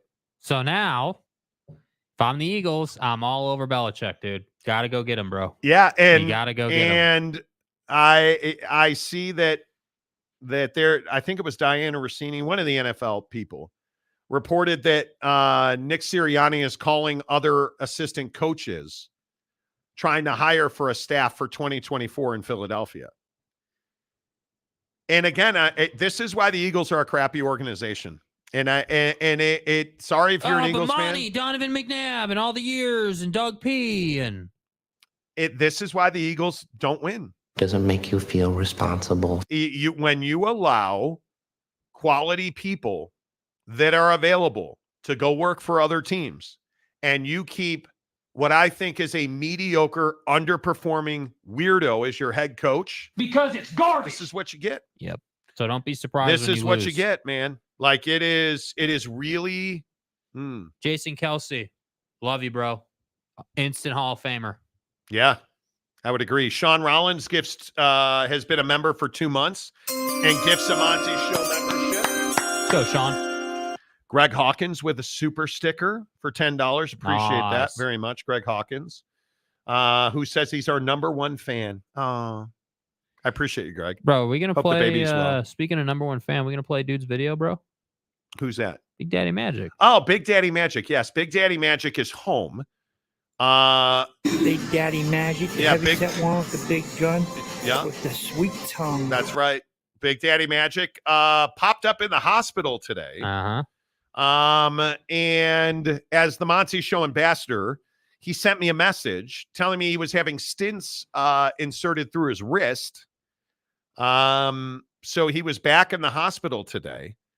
And this is, again, another legendary video that Big Daddy Magic sent. Hey, I had 3 people, like a Instagram request message thing from the Monty group, wishing me the best of luck. That makes me feel good, and not have it be a flippin' Nigerian princess asking me to rescue her. Kinda. Man, I'm so glad. I mean, I was in the hospital for like 6-7 hours, right? Okay. And I had a long stay and everything, and I did to watch the Buffalo Bills game. Mm-hmm. And Taylor Swift is announced that she likes men and she's no longer in a lesbian relationship because Buffalo Bills are going to be the axe, but Josh Allen's going to be the smasher for Taylor Swift. Cocaine is a hell of a drug. Thank you for all the well wishes. I appreciate it, man. You're the goat of sports talk. You just need to be better friends with your other goat brother, Victor. Thank you. Victor's the way. Okay. Let me get this right. Dude, bro. Taylor Swift is no longer a lesbian because Josh Allen is available and he's going to smash that. You are not. And I need to like Victor Wembanyama mama. Okay. Victor's the way. My guy, I'm happy you're healthy. I am glad you are better. Please keep sending me your statements of unbelievableness. Big Daddy Magic. Yes, dude. This is your beloved. You guys, this stuff makes my life. It's awesome, bro. It is so amazing that he sends me these videos. I absolutely love it. Yeah. I do. I absolutely love it. I mean, Jakey Two Holes burner account. Well, dude's coming down from serious pain relief, I guess. Think it's a little normal. I think it's normal too to talk about Taylor Swift, who I don't believe has ever been into women. Could be wrong. Big Daddy Magic's a legend. Yes, he is. 100%. Aaron Wilson, I message Big Daddy Magic. Big Daddy Magic. And I appreciate that. He's awesome. He is. Joseph Carruthers, I'm so confused. This is your beloved. Aren't we all? Aren't we all? Absolutely, we are. Make sure you play Prize Picks with us. I should actually check my Prize Picks. You guys, I won huge last night. $109 I cashed last night. Was amazing on 2 different Prize Picks plays. Right now, on the old picking of prizes, I have got Paulo Banchero going up against Atlanta for 7 rebounds. He's got 2. Donovan Mitchell and Damian Lillard, 6.5 3-pointers combined. I like that one a lot. Made. Yeah, I like that one a lot. So I've got that one. And then I've got Anthony Davis, 44.5 points, rebounds, and assists. I took more Davis versus Dallas tonight. And there's one for Don. So, no, that's a 2. So I hope that's a 3. I could be wrong. But I'm telling you, if you guys are not on Prize Picks, how'd you do on Prize Picks last night? Awful. Oh, no. Did you really? Terrible. Struck out completely. Oh, no. Yeah, it's... Yeah, I'm not talking about that. But Skinner won. Yeah. The goaltender for Edmonton. Yeah. Caitlin Clark. I didn't have Caitlin Clark. That was you, bro. You didn't go. Oh, you didn't go with me on Caitlin Clark. No, I did not go with you on Caitlin Clark. That's why I lost, dude. I'm terrible at it. I'm literally like... Do you ever take my advice or no? What am I supposed? Okay, see, you always ask me this. What am I supposed to? Am I supposed to just live my life by what you tell me to do on every little thing? Yeah, including sex. Like, what am I like, dude? But we're talking sports on Prize Picks. I'm not talking about where to live. I'm not talking about what car to drive. It's Prize Picks. I need Joel Embiid. Okay, hey, Joel Embiid, 2 dunks in an NBA game. But he was going up. It doesn't matter, bro. He was going up against. Yes, it does matter. Well, it doesn't matter to me, and that's why I lost. Who cares? It's fine. Like, it's not difficult. The guy gets 5 dunks in some games. It shouldn't be hard to get to. Donovan Mitchell's got 2 3-pointers. Let's go, kid. Let's go. I love it. 20-2. The Cavs are up on Milwaukee. Your boy's pimping. Yeah. You know. Sergeant Green says Cavs going off on the Bucks. Let's go. They'll still find a way to lose this one. Did Joel get his dunk? Nah, Nope. bro. You can't take Joel to dunk on Nakalicious Jokic and the Denver Nuggets. Nikola Jokic doesn't give up dunks to big guys because he moves. He's hard to get around. Michael Smith. Mountain Mama. James pissed off. Yeah, it's frustrating. I've lost 5 in a row, bro. It's not fun.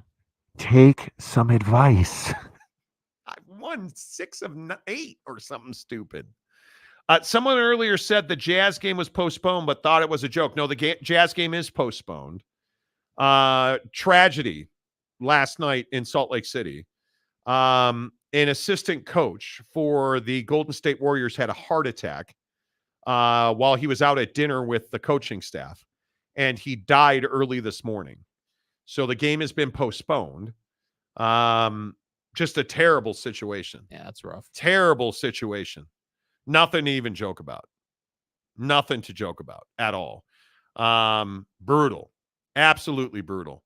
So I don't even, At that point, does basketball really matter that much today? No. I don't think so. Jeff Woodworth. He scored 41 points, but no dunks. That's my point. You take Joe to score in big games, you win. Caitlin Clark last night. I went under on Caitlin Clark against Wisconsin. Why do they play her so much? I don't know, bro. They were up 40 points. Yeah, she played the entire game. It's wild. Yeah, I don't know, bro. Joseph Carruthers, not taking Monty's advice, being wrong, and then complaining that Monty is giving advice. So true. You hate when I'm right.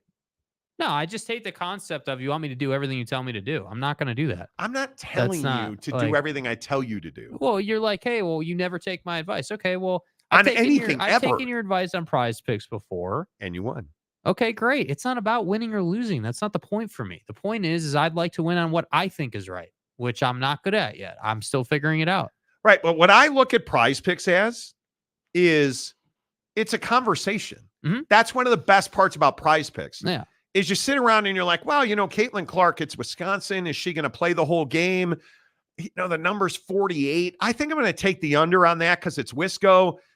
Wisconsin's one of the worst teams in the Big Ten. Jake, what do you think? Should I go under? And what did you tell me? Yes, she's probably not going to play the whole game. I go under. Yeah. I went under. You don't want to talk about it. You just want to make picks.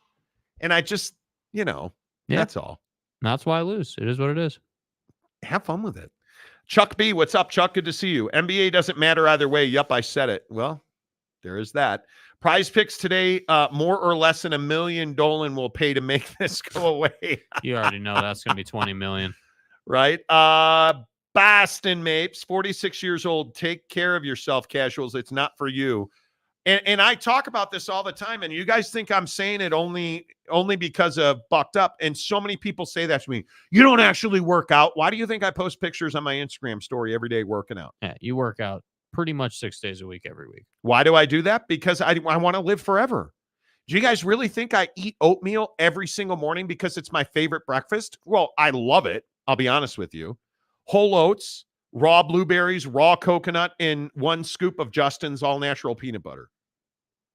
That's my breakfast pretty much every day.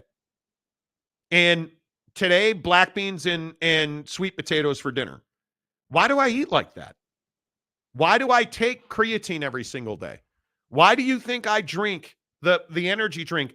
We could have partnered with any energy drink we wanted. Pretty much could have had any major brand you can think of. They all wanted to work with us.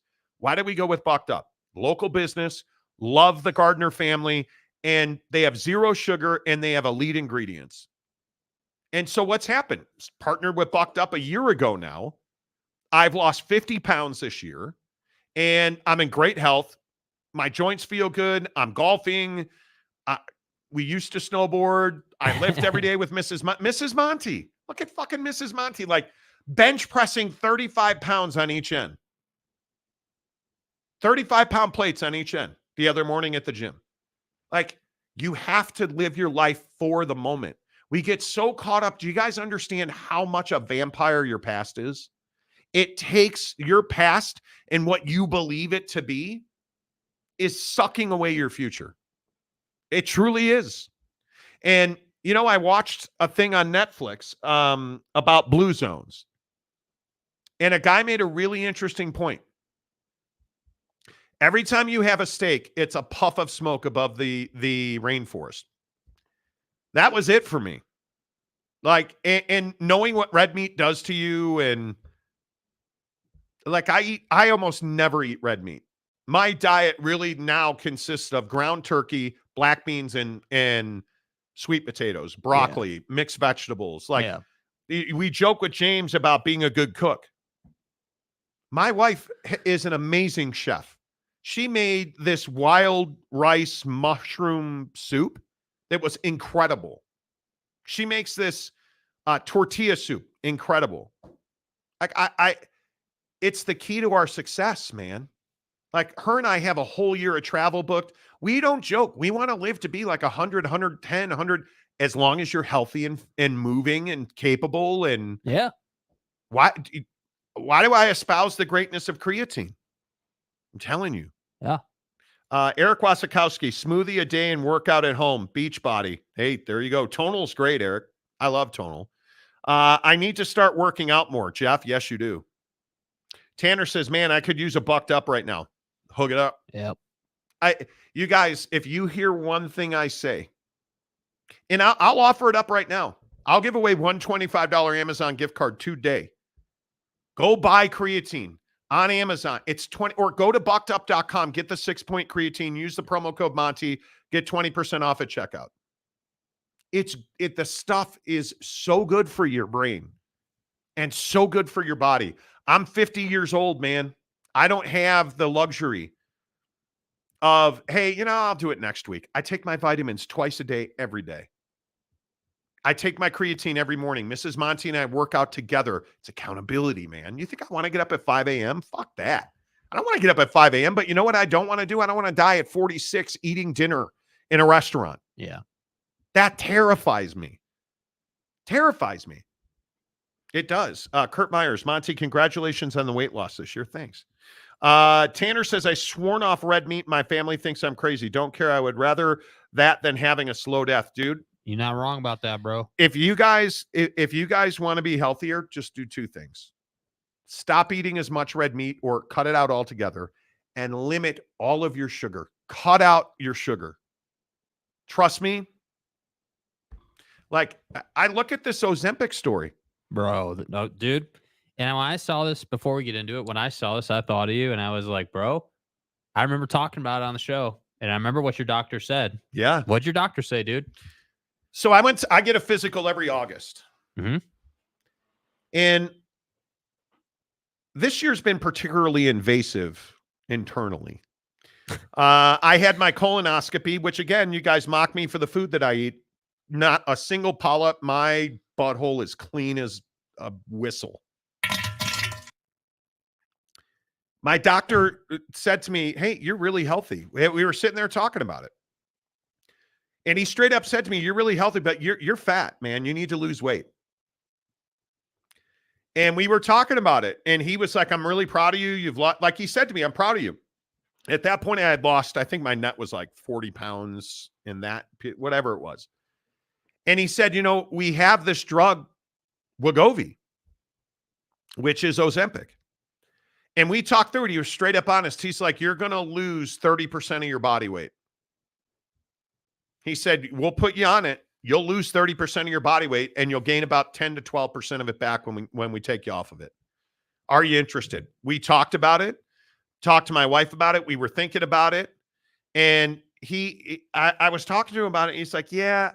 He's like, I don't think you need it, and the word that I can't ever forget is, but it is a shortcut. And I didn't do it. And it's really expensive. It's $1,500 a month, I think. That's a lot of rounds of golf, bro.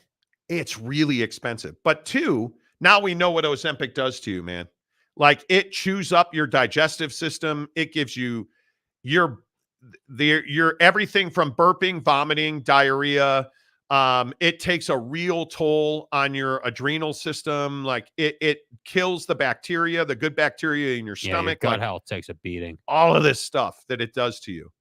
And you gain the weight back. And the gut health stuff, we all take that for granted. Like 100%. You have no idea what it's like not to have proper bacteria in your stomach until you don't have it. And it is horrifying.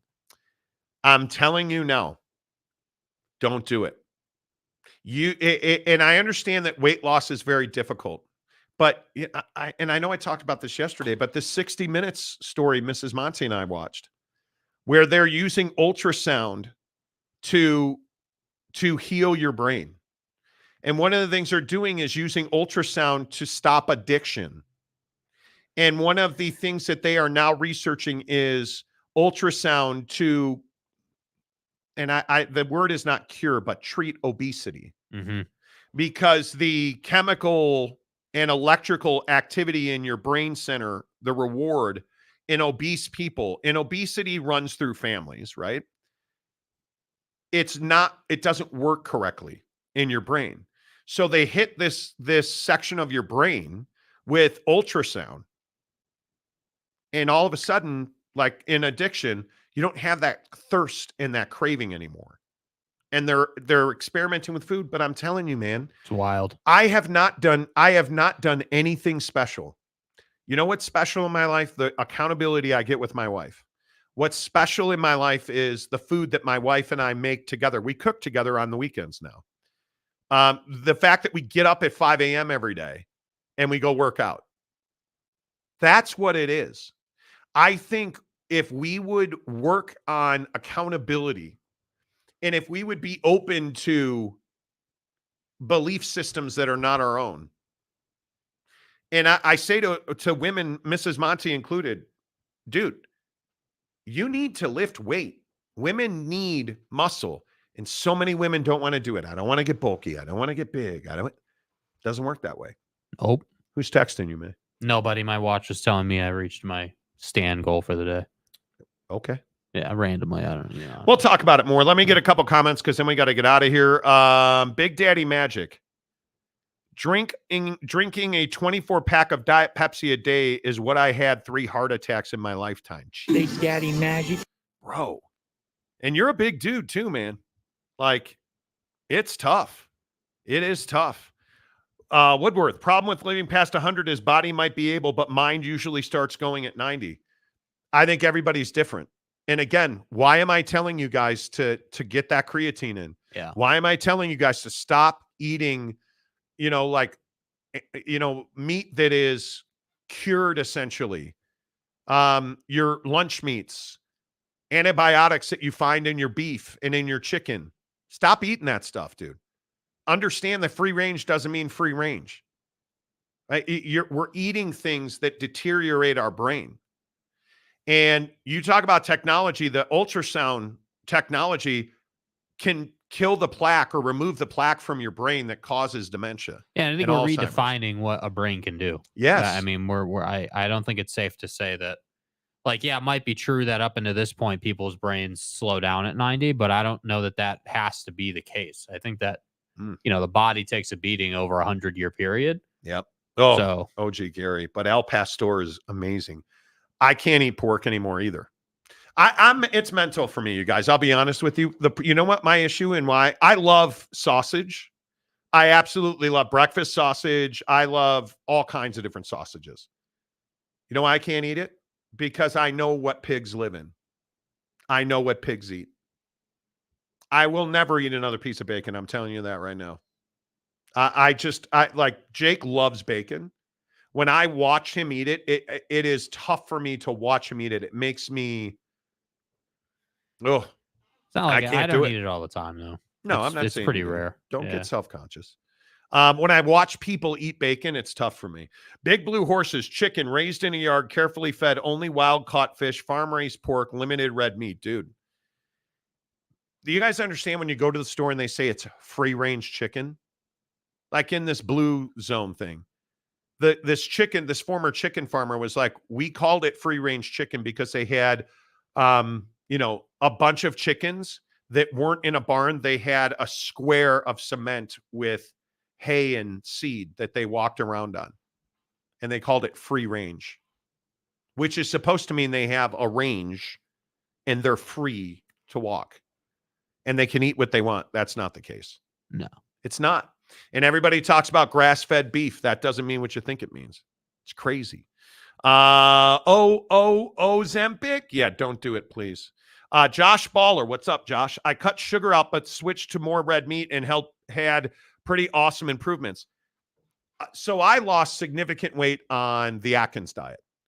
And I'm telling you, there are ways to eat red meat. But what you will never get away from is you're losing weight because you're in a calorie deficit. All these diets, whether they are like, if I eat 35 sweet potatoes a day, am I going to lose weight? No.